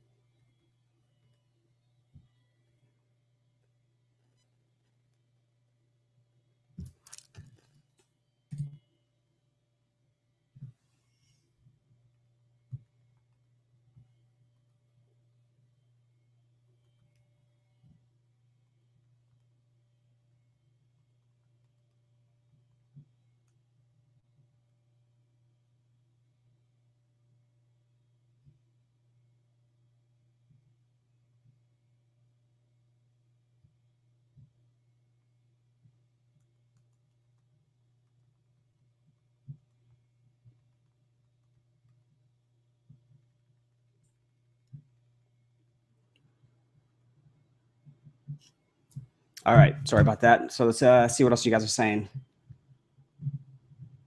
Brandon, thanks so much for that comment. Give it a thumbs up. Yeah, if you guys do find this information helpful, give it a thumbs up. It doesn't cost you anything. It's free.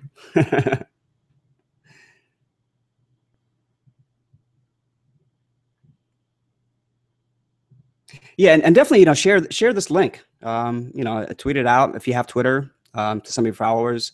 Yeah, get the word out. And I think this channel has definitely grown since January when I first started it. But definitely let's get the word out. Get more people on here. Is there a way you could buy a 2-year contract to sell all my BTC for $10,000 each? This way, long-term holders can lock in all profits and not worry about a large downfall. A 2-year contract, I don't know. I don't think they go up that high. I mean, I don't trade futures or I don't trade options, but to my understanding, they're either going to be 90, maybe 120-day contracts, 3 to 6 months. But yeah, I don't trade futures at all. The average trader, the retail trader, the average retail traders don't really trade futures. It's the big boys. The big boys are the ones that are trading futures. But there are some average traders, retail traders that trade futures. But yeah, I've never traded futures. I've never traded options. But yeah, if you're into options, that's a great way to really not leverage a lot of your money, and to put up just a little bit to have the option to buy it if it gets to a specific level. But then you still need the capital to be able to buy it. But yeah, you could always see exactly, I mean, you could always put it up on the line and say, I'm selling, given the option for somebody to buy it at, $10,000. Or whatever it might be, I mean, you could put that option contract out there, and whether somebody's going to take it or not, I mean, who knows? To be honest with you, who knows? Somebody might take it. They might take it if they, let's just say hypothetically, you put up a contract for 50,000. If somebody wants to short it, then possibly they'll take that contract, depending exactly what you're charging per contract as well too. So somebody might say, you know what, I'll take you up on that offer. If if I want to short it, BTC gets up to 50,000, I'll take up that option to buy it, just to be able to short it if it gets to 50,000. So, you know, you just got to put it out there in order for somebody to take a look at it and say, all right, that's a good option for me to buy. I'll go ahead and buy it.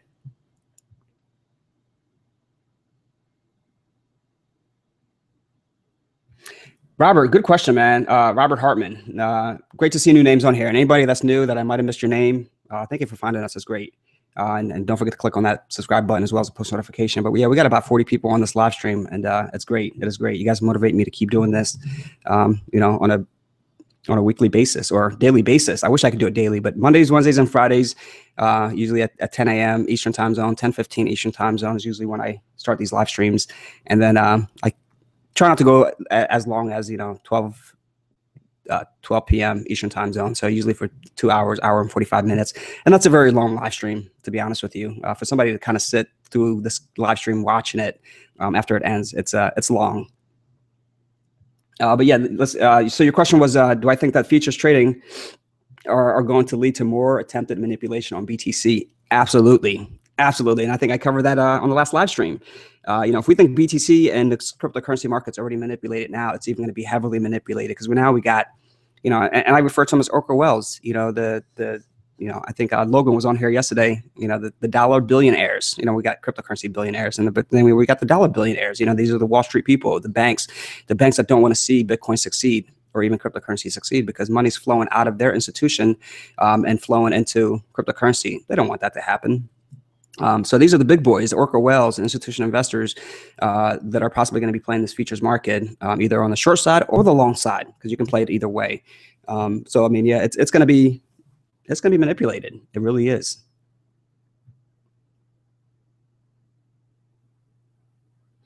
Ash, welcome, buddy. CME not deliverable. You don't trust that they won't short the shit out of this.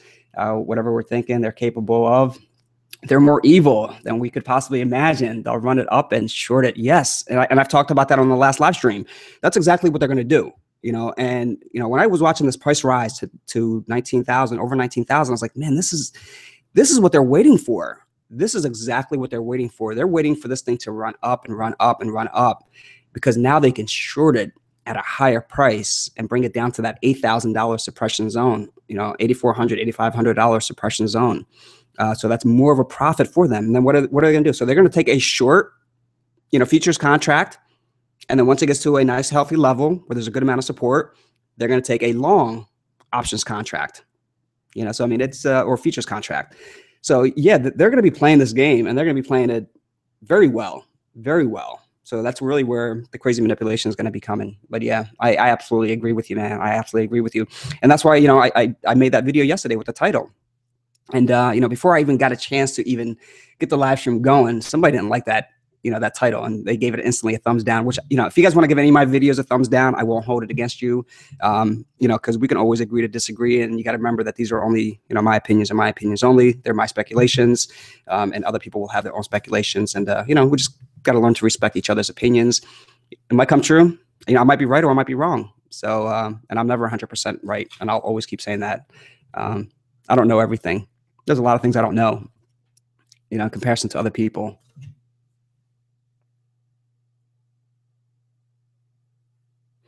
Which coin do I like the most? Michael, great to see new names on here, man. This is awesome. Eth, QTIM, Neo, Stratus.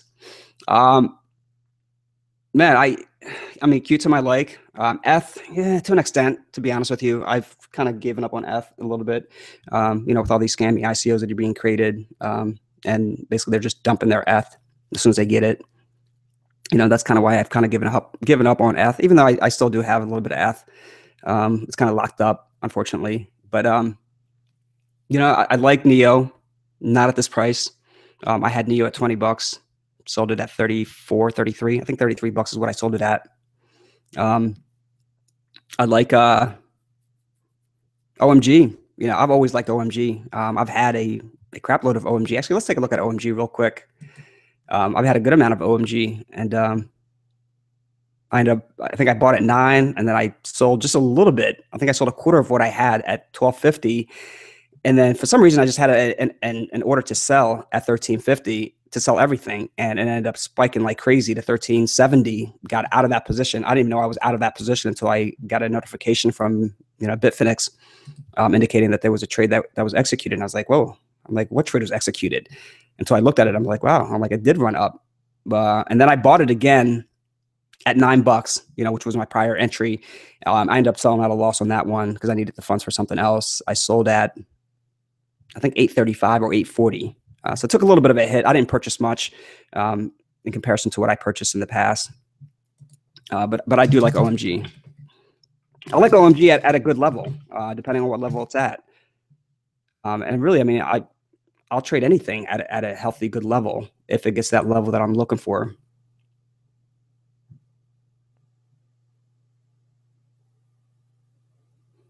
Rising Sun, I appreciate you taking a look. Let's see, did you ask me to take a look at something?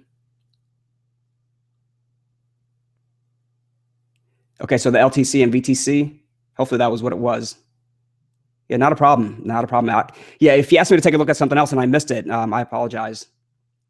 X-Killer, what is up, buddy? Welcome. LTC's pumping now.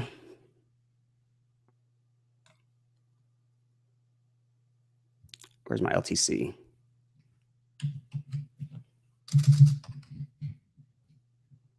Uh, 133. Yeah, it's pumping. It's pumping.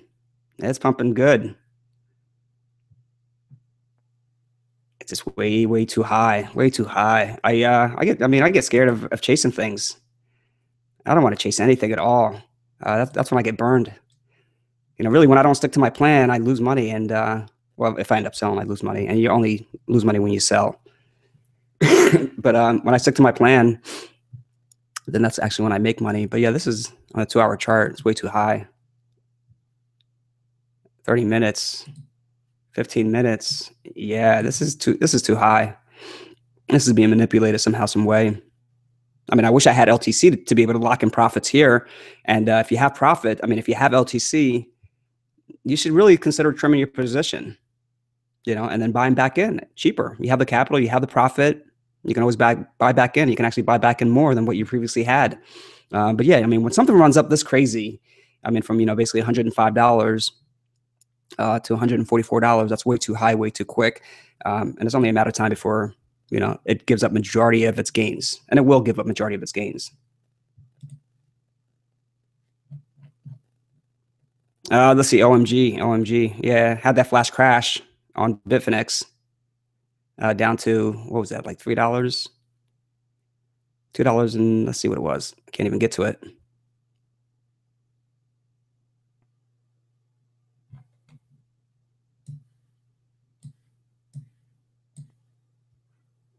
Definitely had a crazy crash. $2.75. Is it going to get to those levels? Probably not. It'd be wishful thinking. Now, if you have extra capital, and I've said it before, it's really just to put in lowball offers. I don't think, it's almost like lightning striking in the same place twice. Yes, it happens, but it's very rare that it happens. You're better off looking at a cryptocurrency, that hasn't flash crashed yet. And if you have like $100, $200 that you're not utilizing, put in a lowball offer. Because if it hasn't happened yet, I mean, the chances are slim, but it can happen. It can definitely happen. So OMG, let's go ahead and cover this a little better. But yeah, I've talked about in the past that $10 range, and this is a 2-hour price action move that we're looking at. I've talked about this $10 resistance, and that you should be really trimming your position in that $10 range. And it's really giving it a hard time breaking out above that $10.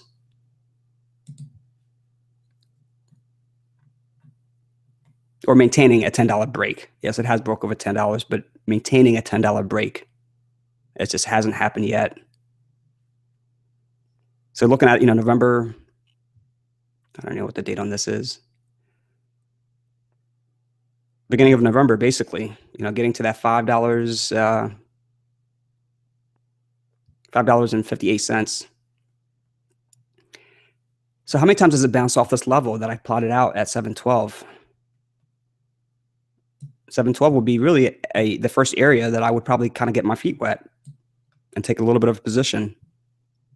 We had a nice bounce off of that level right over here, and then kind of consolidated sideways, but stayed within the range of 712 to 810, let's just say. And of course, the flash crash. Retested that 712 again, getting close to retested again as well too. So even getting in at this level here, your risk versus your reward versus your risk is a lot better, considering you're buying close to that support line of 712. And I mean, I would definitely be trimming my position close to that $10 range. Now if this was close to that $10 range and is having a hard time breaking out, I would say, it's probably not the right time to get in unless you get a clear confirmation of a breakout above that $10.64. Then that, selling kind of diminished, the buyers are stepping in and supporting this thing above that price. Until you get that confirmation, really, if it's hitting 950, I would be a little leery about getting in unless you're just going to buy just a little bit to test it out. But yeah, you're better off buying it closer to the support zone. And that support zone right now is $7.11. First area support, second area support, $6.22. And I'm glad I still left these up, plotted it, because it's just easier to talk about it instead of me spending 15, 20 minutes on the live stream trying to plot this out. But that 622 is a very healthy zone. I don't think it's going to get to that $5.50 anytime soon. If it does, it would be on a somewhat catastrophe that would happen within the overall cryptocurrency market. But getting a little bit of an entry in at 712, 715-ish, even an entry at this current level here is not that bad, considering you're not buying it close, to the major resistance of, over $10. Usually in that $10 range, it's going to have a resistance, and it's either going to break down or it's going to break out. And once it breaks out above 1050, then you have a clear confirmation of a breakout, and then there's going to have other resistance that is going to possibly test out or kind of consolidate sideways, and that's kind of where you would trim a little bit of that position. But if this thing is at 712, that's a great entry to take, because numerous times it's shown us that that's an area that it likes to retest and bounce up from. And a lot of traders are, if they're thinking like me, which they mainly are, a lot of traders kind of think the same, especially with areas of support where it's bouncing up from. And we can see just numerous times, that it likes to bounce up from that area. Yes, it breaks down, and it has happened, but the probabilities of it bouncing from that area are a lot better than actually breaking down. But yeah, I would be heavily paying attention, if you're not already in this, paying attention to that 712 zone. 712, I would definitely get in, and I would probably put in 30% of my position at that $7.12 range. And then 620, I would probably put in another 30%. And then you actually have 60% of your capital, for a nice ride up to a resistance of $10. $10, I would start trimming. I would look to be trimming the position and locking in those profits.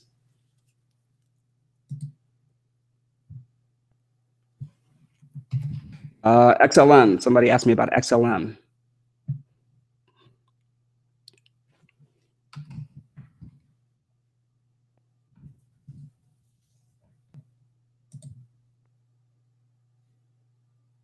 This thing had a nice run up too.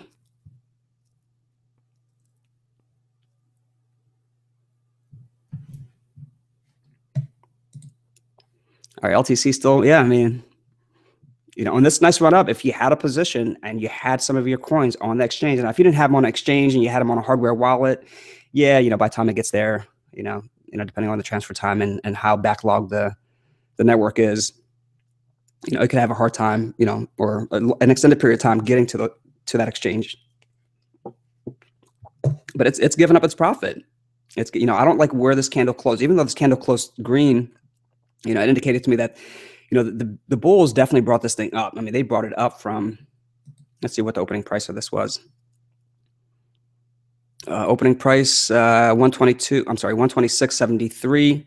The high was 144.75. So it indicates that to me that, the bears, the bulls, took this thing from 126.73 to 144.75. Before the bears said, we're not going to allow that to happen. I'm going to take a short position in this, and took a short position, or profit taken, kind of brought it down and closed halfway in that candlestick. So that indicates to me that, towards the end of this thing, the bears were in control of this price action move, and that's why we have a red candle. Now, if this thing closed close, probably 90% of that candlestick closed up higher, let's just say it closed in the range of 142, I would say, man, the bulls are in control of this. The bears tried to, but yeah, the bulls kind of held it up and held it up close to its high that it had set. And we would have probably seen a nice green candle open up and kind of break out above that 144.75. But currently, at this current moment on the 15-minute chart, the bears are in control. And we'll see exactly, once this candle closes to see exactly who's going to maintain that control. But more than likely, unless this thing closes green, the bears are going to keep maintaining this control. And they could keep maintaining this control until the range of 119, or I'm sorry, 118, 119, where there might be support line for it. Let's see the consolidation. Yep, here we go. So the consolidation on this was 119. 119.58, 119 was the zone of consolidation. And this is, on a very short period of time, 3-minute price action movement, and then a consolidation of on the 108.28 price point. So, those are probably areas of support that it could have where people might end up, stepping in to buy it. But, it's going to have a very small area of support. It's not going to be that big of a support. I got a lot of comments to go through. So, I'm just kind of looking for things that might stand out. So if I miss your comment, I do apologize. But yeah, use the @CryptoTrader symbol, and it'll stick out if it's a good question for me to answer. I don't know if I'll be able to get to ETC. Somebody asked me about Ethereum Classic. I don't know if I'll be able to get to it. So XLM, I've never covered this. I've looked at it, of course, because it's in the top 20, but I've never really heavily plotted this thing out and looked at it. So same thing as I did before, I'll take a look at the overall chart, the 1-day chart, kind of find out, where's the bear bottom, that it likes to retest and retest it numerous times. And that bottom is going to be somewhere in the range of, a penny. I don't think it's going to get there, but at least I know, that's a happy bottom that it likes. And this is just for me to be able to go in and plot things out. What is possibly another area that we won't make that one green. We'll make that one maybe purple or bluish. Let's see another area. All right, this chart is not cooperating with me today. Definitely have a lag going on.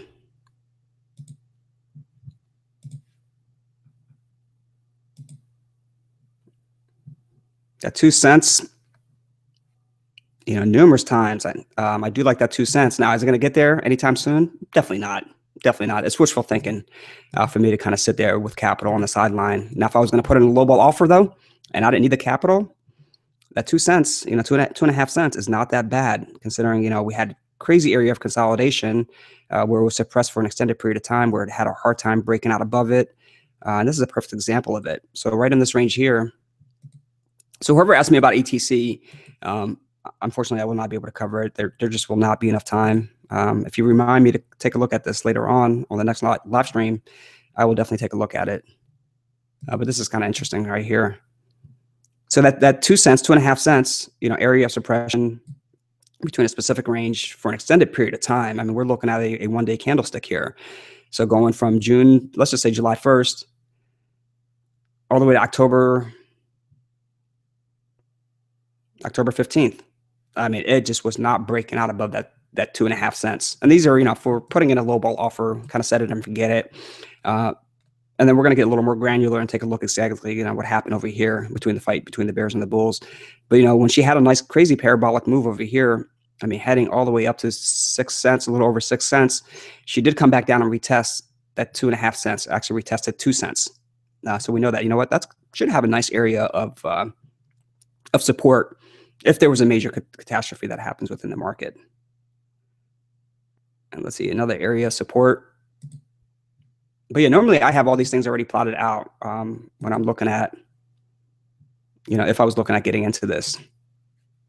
And they are time consuming. They are time consuming. So 4 cents, another area of suppression.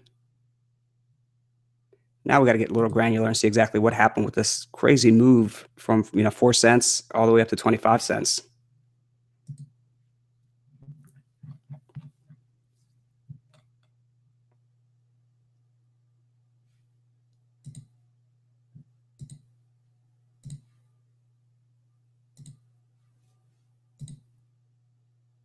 All right, another area here. And this 6 cents was a nice peak that it had before completely breaking down, moving sideways for a very extended period of time.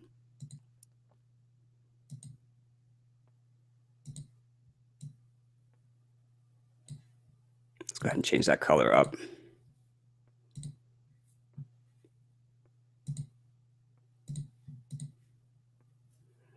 So when she did have a nice, even a nicer run up, breaking out above that 6 cents, a little over 6 cents, ran all the way up to 10 cents. What did she retest? She retested prior resistance. You know, the probabilities are always there. Prior resistance becoming current support. It's not 100%. It's not all the time, but the probabilities are always there. So there we go there at that 6 cents, a little over 6 cents. And oops, hopefully this thing doesn't start acting up on me. Oh, it's acting up again. Goodness.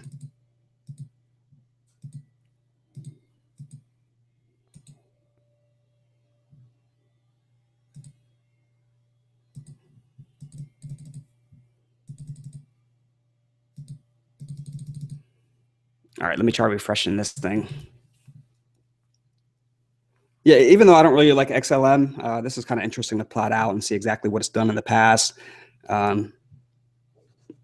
And you know, plotting out those support and resistance. All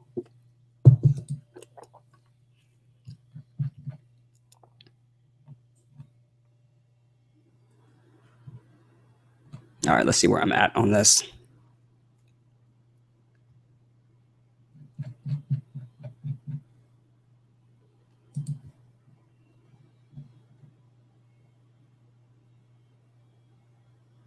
All right, looks like I got to plot out a couple more things.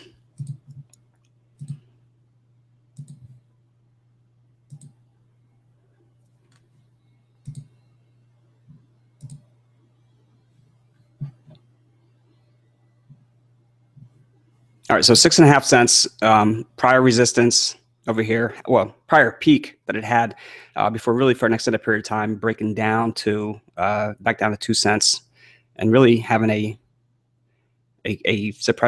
very extended period of time of suppression.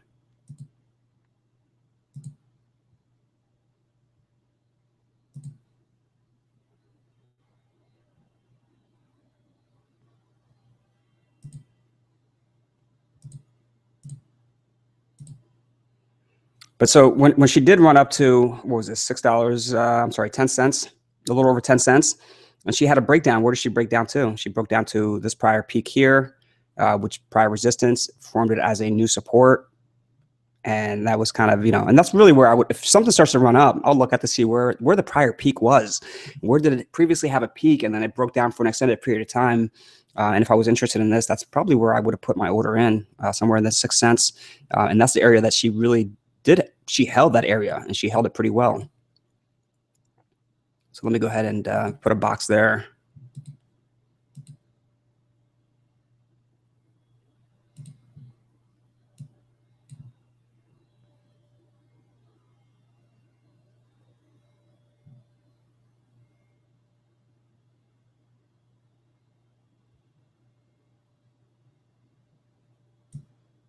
All right, so there we go.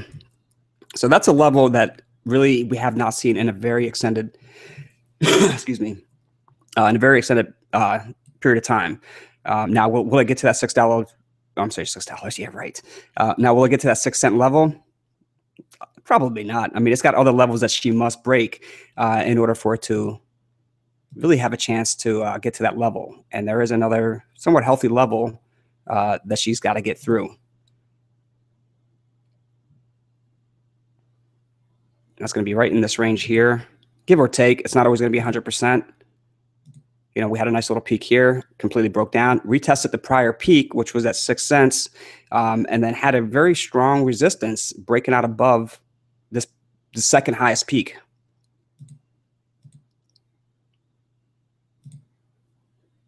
So this is going to be an area, was an area of resistance for it. Let's see if I can make these colors a little better. Here we go.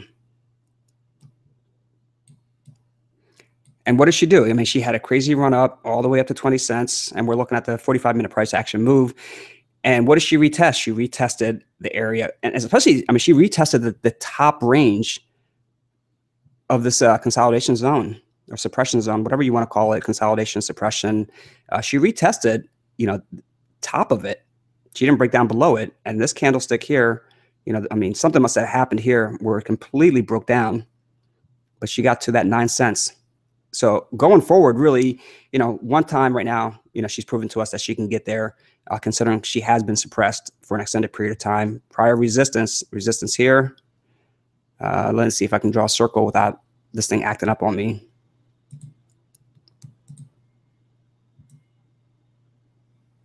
Resistance there. Resistance definitely in this huge section here. And then support there.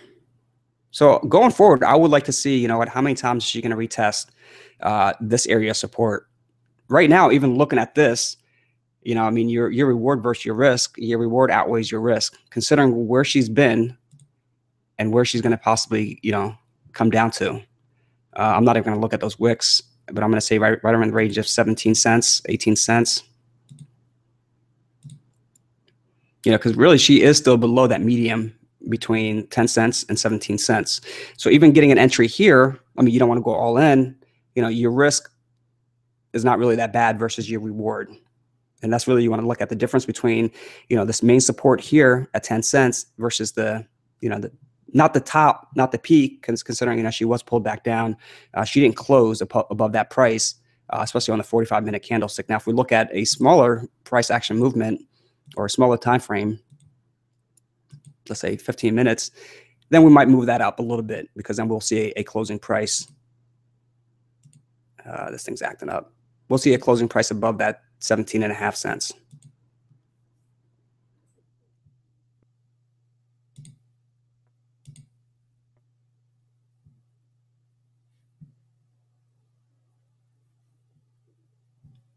All right, so this thing's not cooperating with me. It's not allowing me to change the time frame, unfortunately. All right, so we're stuck on this 45-minute price action movement. But yeah, even taking an entry here is not that bad. Like I said, your reward versus your risk, your reward is a lot better. Now, she could easily retest this 10 cents, easily retest it. And if she does retest it and hovers within that range, then, you would get a little bit of an entry.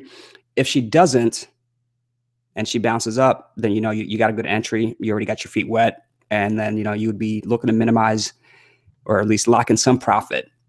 So first area that I would be looking to lock in profit would be the area that it had a hard time breaking out above. Yes, it had a hard time breaking out above, or maintaining a close above 17 cents. But then another area that it would have a hard time getting up to would be that 13.5 cents.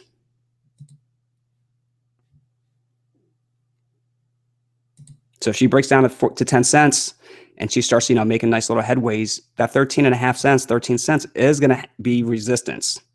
We don't know how much of a resistance it's going to be, what the probabilities of it being a strong resistance, until, it can tell us numerous times that it likes to bounce off that level and bounce down off that level. But, you would be looking to trim your position from 10 cents to 13 cents, 14 cents, locking a little bit of the profit of 40%. And then if she has another breakout, locking a little bit more of the profit as she starts getting up higher to 17 cents. But yeah, I would feel more comfortable if I was interested in this. I would feel more comfortable buying, not a lot, but at least getting my feet wet at that 10-cent range. And then if she drops a little bit, I would be looking to add a little bit more of that position right in the range of 8.5 cents to 8 cents. 6 cents might be somewhat wishful thinking unless she has a major crash. But at 6 cents, yeah, I would be looking to add a lot more than what I would be adding at 10 cents and 8.5 cents. But yeah, let me try to answer some of the questions as best as I can. Like I said, I'm probably not going to get to all of them. And then it is getting around that time where I got to end this live stream, unfortunately. But yeah, we'll keep taking a look at LTC.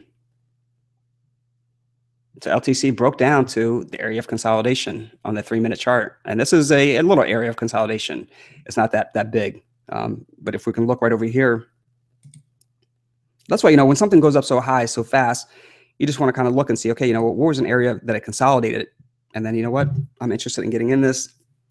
I'll go ahead and put a little bit of an entry in to take a little bit of a position at that level.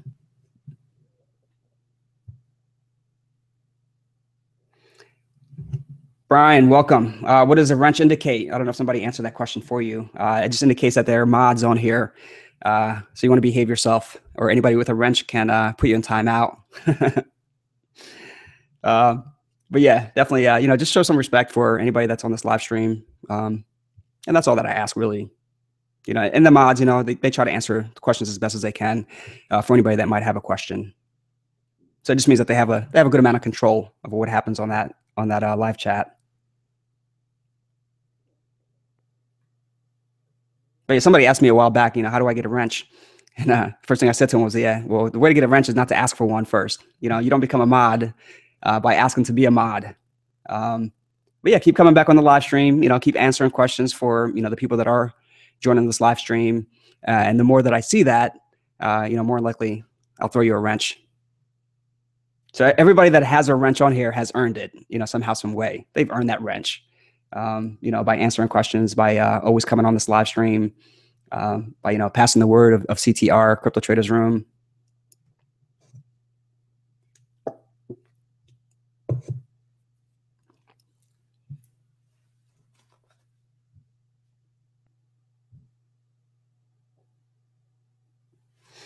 Oh, honey, man, that's a good way of looking at it. Yeah, these crypto streets, man, have us sleeping less and less and less. Yeah, dude, I've aged so much, and anybody new that's getting into cryptocurrency market, yeah, don't let this market eat you alive, because it will eat you alive.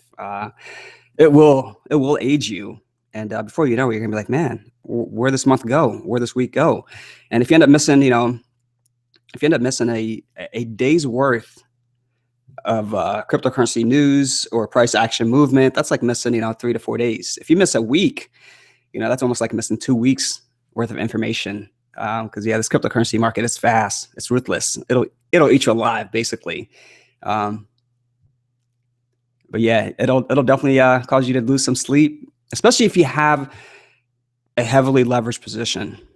If you have a very heavily leveraged position, yeah, it's easy to lose sleep over it. And I've lost sleep, not over cryptocurrency, but when I was trading the traditional financial market, I would be heavily leveraged, especially if you leverage on margin. Stay away from margin. Yeah, you're going to lose a lot of sleep. That's a lot of risk that you're taking. A few days feels like seconds and years. Yeah, I haven't gotten to that point, because I don't know how long you've been doing this, Oni. You've been doing this for a while. But yeah, in the beginning, definitely, seconds felt like years, weeks, months, and, sleeping just a couple hours a day. Now I've kind of learned to kind of shut it down and just kind of forget about it. Especially when my kids were young. When my kids were young, it was a little different, where I could spend a lot of time on this. Now that they're, growing up a little bit, it becomes tough for me to kind of, not spend that time with them, and just to focus in on cryptocurrency. So as they're getting older, it seems like, my time with cryptocurrency starts to diminish slowly.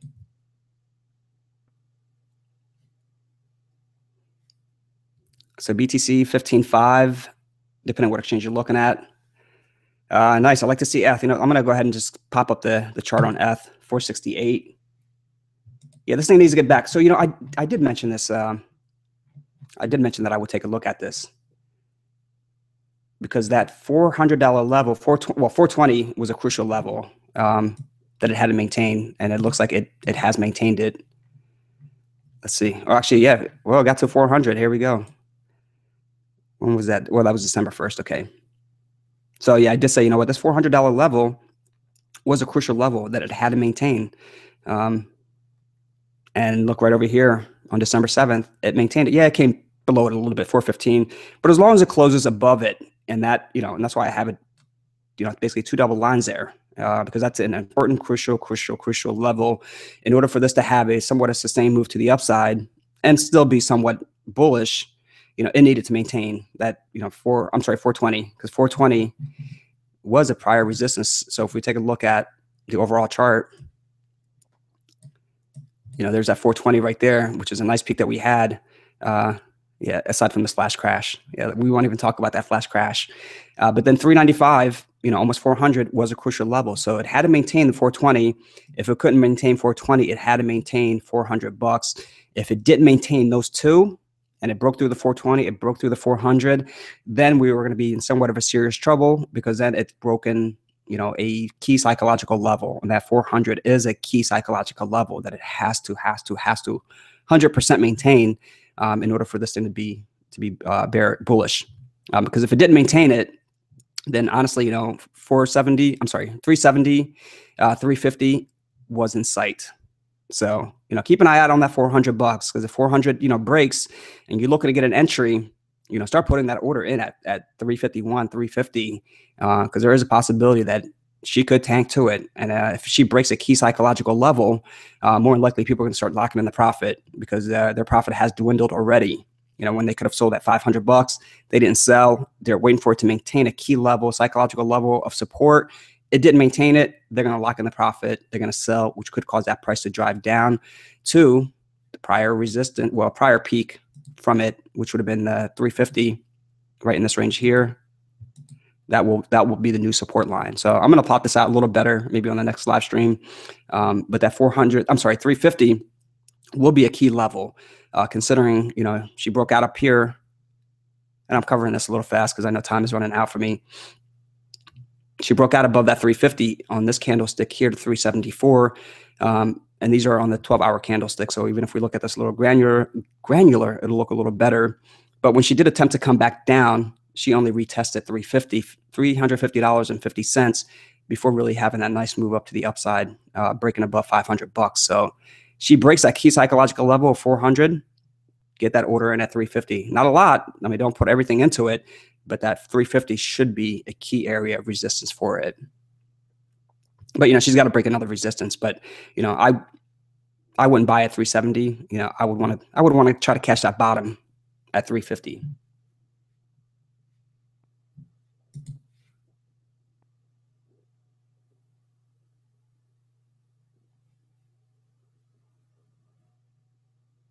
Oh, no, you're buying the Ponzi coin.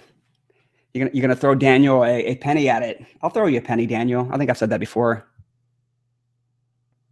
Yeah, better than you. With this type of move that LTC is having, yeah, I mean, the volume has to be there. If the volume wasn't there, that's pure manipulation, because somebody is buying just a little bit at a very high price. So that's one thing you got to be careful of and got to keep an eye out on is, okay, you know what? It's having a nice price action move, but it's on very low volume. That's scary. That is the scariest thing ever. And I would start heavily trimming my position. I might even get all out of my position, because there's no reason to justify that type of price action move on a very little volume. So the volume has to be there in order for it to have this type of, I mean, over 35%, because it got up to 144 bucks. So let's see. So the volume should be higher on the 1 day. Yeah, 1.7 million.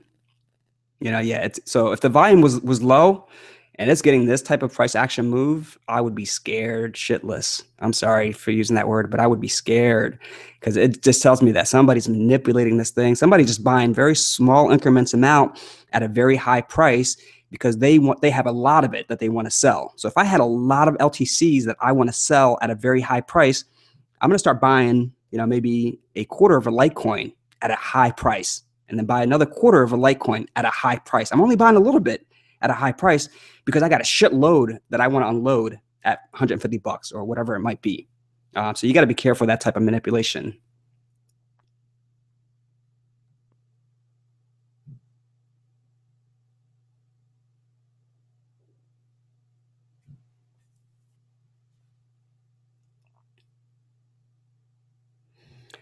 Oh man, somebody who had all their BTC stuck for 40 hours. Good night, sweet prince.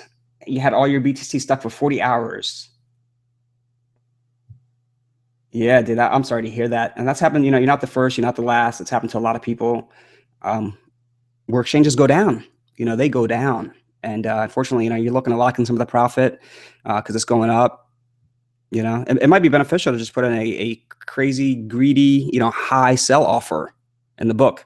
I'm sure if anybody, had a crazy sell offer for BTC at 19,000 when it was at 12,000. Definitely got executed. You know, if the system was down, it definitely got executed for them. But yeah, it's hard to get out. And the thing is, you know, if the market is exploding to the upside or downside, you know, these exchanges do have an issue. Gemini will have an issue. You know, Coinbase will have an issue. Bitfinex will have an issue. All these, you know, big exchanges will have an issue.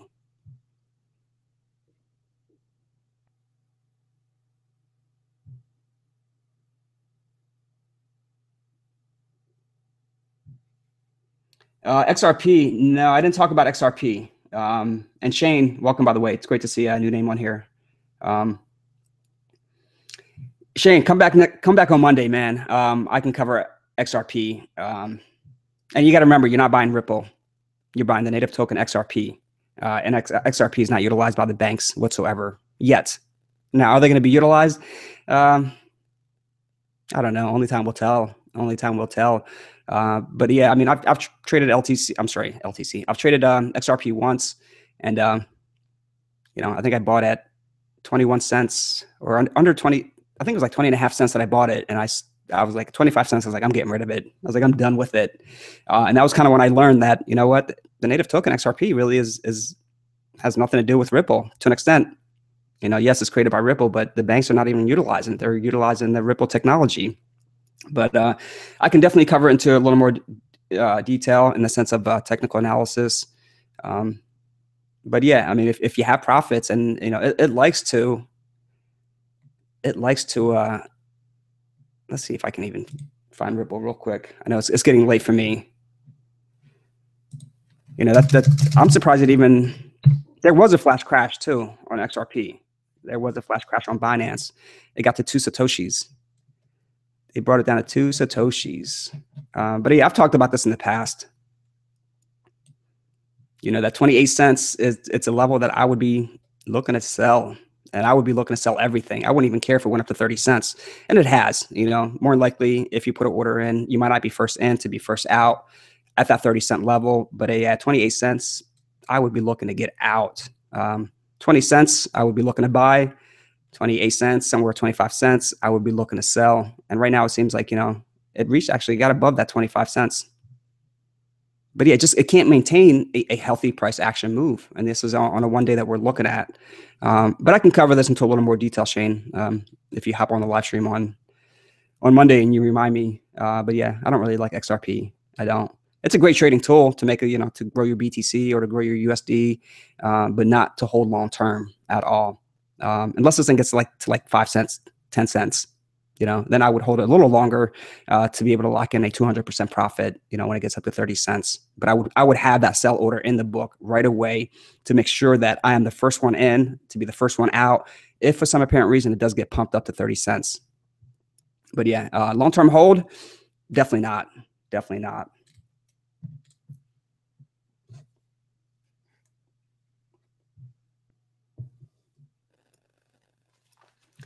No, I didn't. Matthew, welcome, buddy. Welcome. No, I did not cover IOTA, and I would have covered IOTA if I would have saw you on the live stream. But I saw that you weren't on, so I did not cover IOTA. But yeah, on Monday, I'd be happy to cover IOTA for you.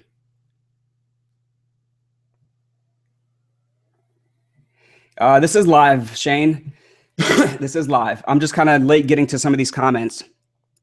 Instead of just getting to 1 or 2 comments, I try to kind of go down a list and try to get to as many comments as I can. But there might be just a little bit of a lag based on when you post a question to when I actually get to it. But it's live. Like right now, Crypto Cutter saying, no one pillar holds up the fort. But yeah, it's live, bud. Andreas, you fell asleep. What'd you miss? I don't know, man. A lot. Almost 2 hours worth of a live stream. And these live streams are long. They are long. I completely understand that. I won't be able to cover IOTA. I'm just going to get to a couple more comments, and I gotta end this live stream, guys. 2 hours of live streaming. It's tiring. I end up losing my voice towards the end. I don't think there's anything that can kill Bitcoin. I don't know if somebody said IOTA is going to kill. Oh, yeah. So David, IOTA is the Bitcoin killer. No, there is nothing that's going to kill Bitcoin. Just like I don't think there's anything that's going to kill Ethereum. Yeah, there's going to be competition for Ethereum, with Neo and EOS, and competition is healthy. But yeah, it's not going to kill Ethereum. Just like there isn't a Bitcoin killer. I mean, everybody's been, people have been saying that since 2013 when other cryptocurrencies were being created. Oh, this is the Bitcoin killer. It's not going to happen, unfortunately. But competition is good. Competition is good, and really the only competition it has right now is Bitcoin Cash. That's about it. Yeah, and you're absolutely right, Crypto Cutter. The machine-to-machine transactions. I'm very fond of IOTA, and I got to thank Matthew for that to really have me dig in a little deeper to understand IOTA a little better than the way I understood it in the past. And I am a fan of IOTA, but I want to wait for a dip, and then for me to accumulate and buy. I would probably buy it at this level, but I don't have the capital to be able to utilize and lock it up. Everything is kind of locked up. I do have a little bit that I can trade, but I want to wait until I can actually accumulate a good amount at a very healthy price. And I am trying to accumulate Monaco as well too, at a healthy price. But that's only going to be a 6-month hold if for me to accumulate 500.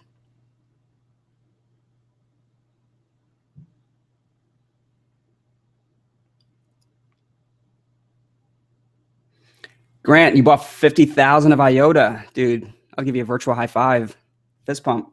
That's awesome. That's awesome. And IOTA will definitely do wonders. I wouldn't look at the chart on a daily basis, to be honest with you, because then that might cause you to panic sell, or might say, you know what, I'm up huge in the profit, I'm going to sell.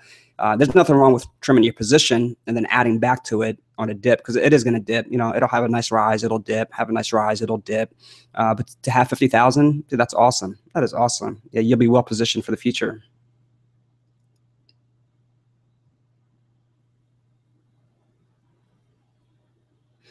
Kristen, welcome. Actually, I think I welcomed you earlier, but welcome again. What can we expect on futures on Sunday or Monday? So is it 10th Sunday? I think it might be. I haven't looked at the calendar. It all depends where BTC is, and whether futures traders are going to decide to take a long position or a short position. I don't have that insider information. I'm sure somebody does. These billionaire, Orca whale traders definitely have the insider information, because a lot of them are in cahoots with each other. Billionaire traders stick together. But yeah, it's going to be hard to tell exactly, how are they going to play this market?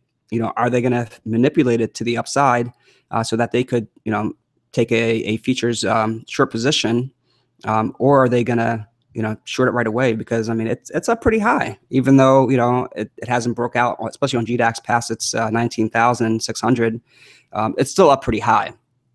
So are they going to try to bring it down by buying some short contracts?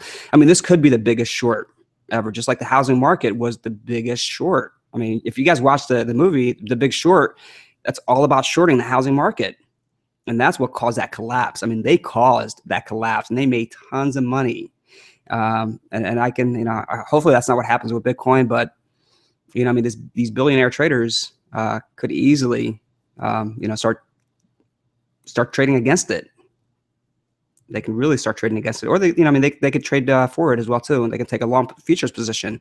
So they're going to really be controlling possibly this price action move on BTC, unfortunately.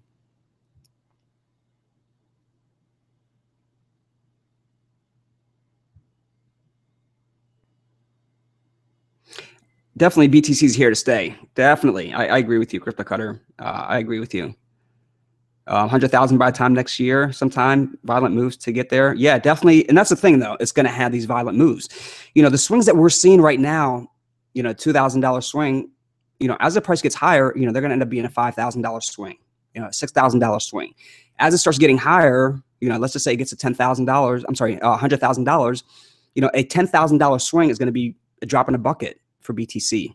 It's almost going to seem like a $2,000 swing that we're seeing now. And, we did see a big swing, especially on GDAX, going from 19,600, down to 13,700 or 600, whatever it was. I think it's in the comment, or it's in the title, 19,697. And they swung it down to 13,788. So a $6,000 swing, that we saw there. So yeah, it's going to be some violent swings.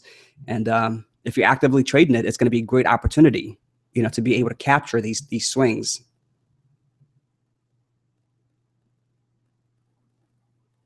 Liquid KO, you bought IOTA at $1.50. That's great, dude. That is awesome. And I think that's a level that I'm kind of waiting for, the $1.50, $1.75. And I'm going to cover IOTA a little better. I've covered it good last time. I'll cover it again. But yeah, I mean, I've told people to kind of wait for that 150, 175 because that is a support line for it. Now, will it get there? I don't know. Probably not. Depending, if the higher it goes, it's going to have other areas of support that it has to break through, and it's going to be hard for it to get to 150. But if it maintains this level and starts breaking down to the $3, $2.50 range, then there's a possibility that she could get to that level 150 that I'm kind of waiting for. But will it reach $100? It could. I don't know when. I can't say it'll do it within a year. I can't say it'll do it within 2 months, 3 months, 4 months. But it definitely has a possibility, especially with these positive news that's coming out. With these agreements that are signing. And really, machine-to-machine transactions, machine-to-machine microtransactions could be the next gold rush. It really could. And I don't really think there's any competition to IOTA right now, but maybe David could, he knows more about it. Or Matthew knows more about it. Maybe he can fill us in on this if he's on Monday, because I do. I'm just going to answer maybe 1 or 2 questions, and then it's been a long live stream, but it is Friday, so, I don't mind having this go a little longer.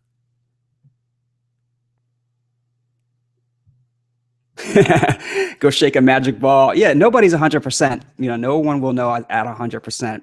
It's only, you're either going to, your thesis, is either going to be proven right or it's going to be proven wrong. One of those two things is going to happen.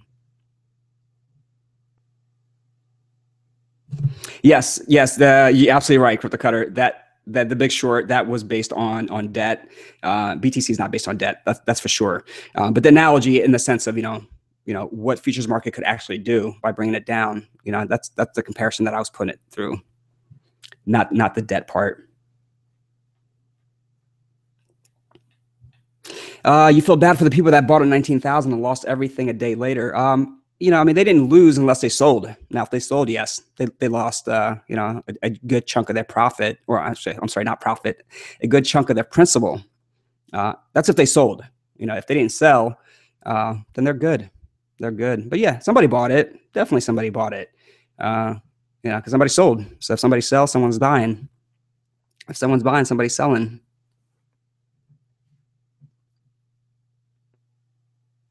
Kirsten, not a problem. Anytime.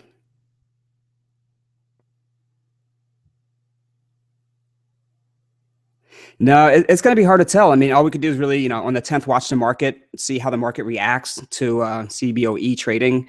And then on the 18th, CME trading. All we could do is kind of watch the market and see exactly how it's reacting to those 2 exchanges.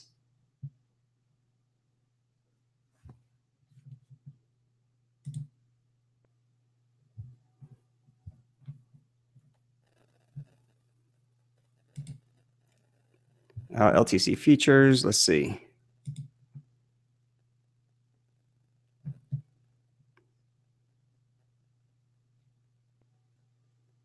Yeah, still hovering that 129 range, especially on GDAX.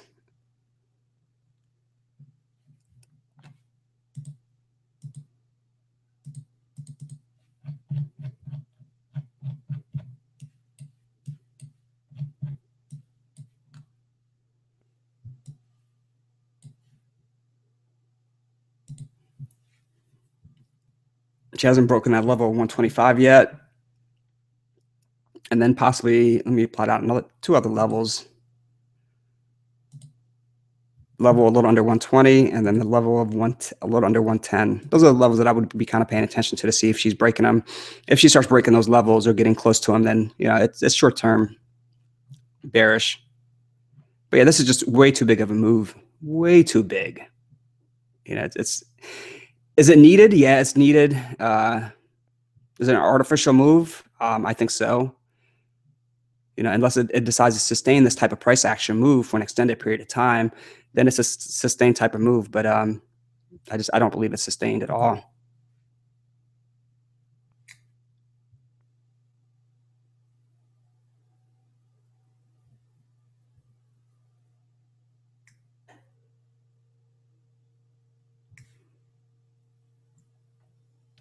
All right, ladies and gentlemen, it is about that time, 12:30. So it is a long live stream. And thank you for sticking with me. I do appreciate it. And I mean, there's a lot of people still on this live stream. Thank you for hitting the thumbs up if you found this information helpful. And if you didn't find this information helpful, leave me a comment, when the video uploads to YouTube. If there's anything better that I could have done, covered it a different way. But if I didn't answer your question, especially if I didn't answer your question and you do have a question, or you had a question, leave a comment when the video is uploaded, and I'd be happy to get to it. Yeah, with a lot of people on the live stream, it's very hard for me to get to all the comments as best as I can. I can only skim through them, especially, considering, we covered a lot of cryptocurrencies today.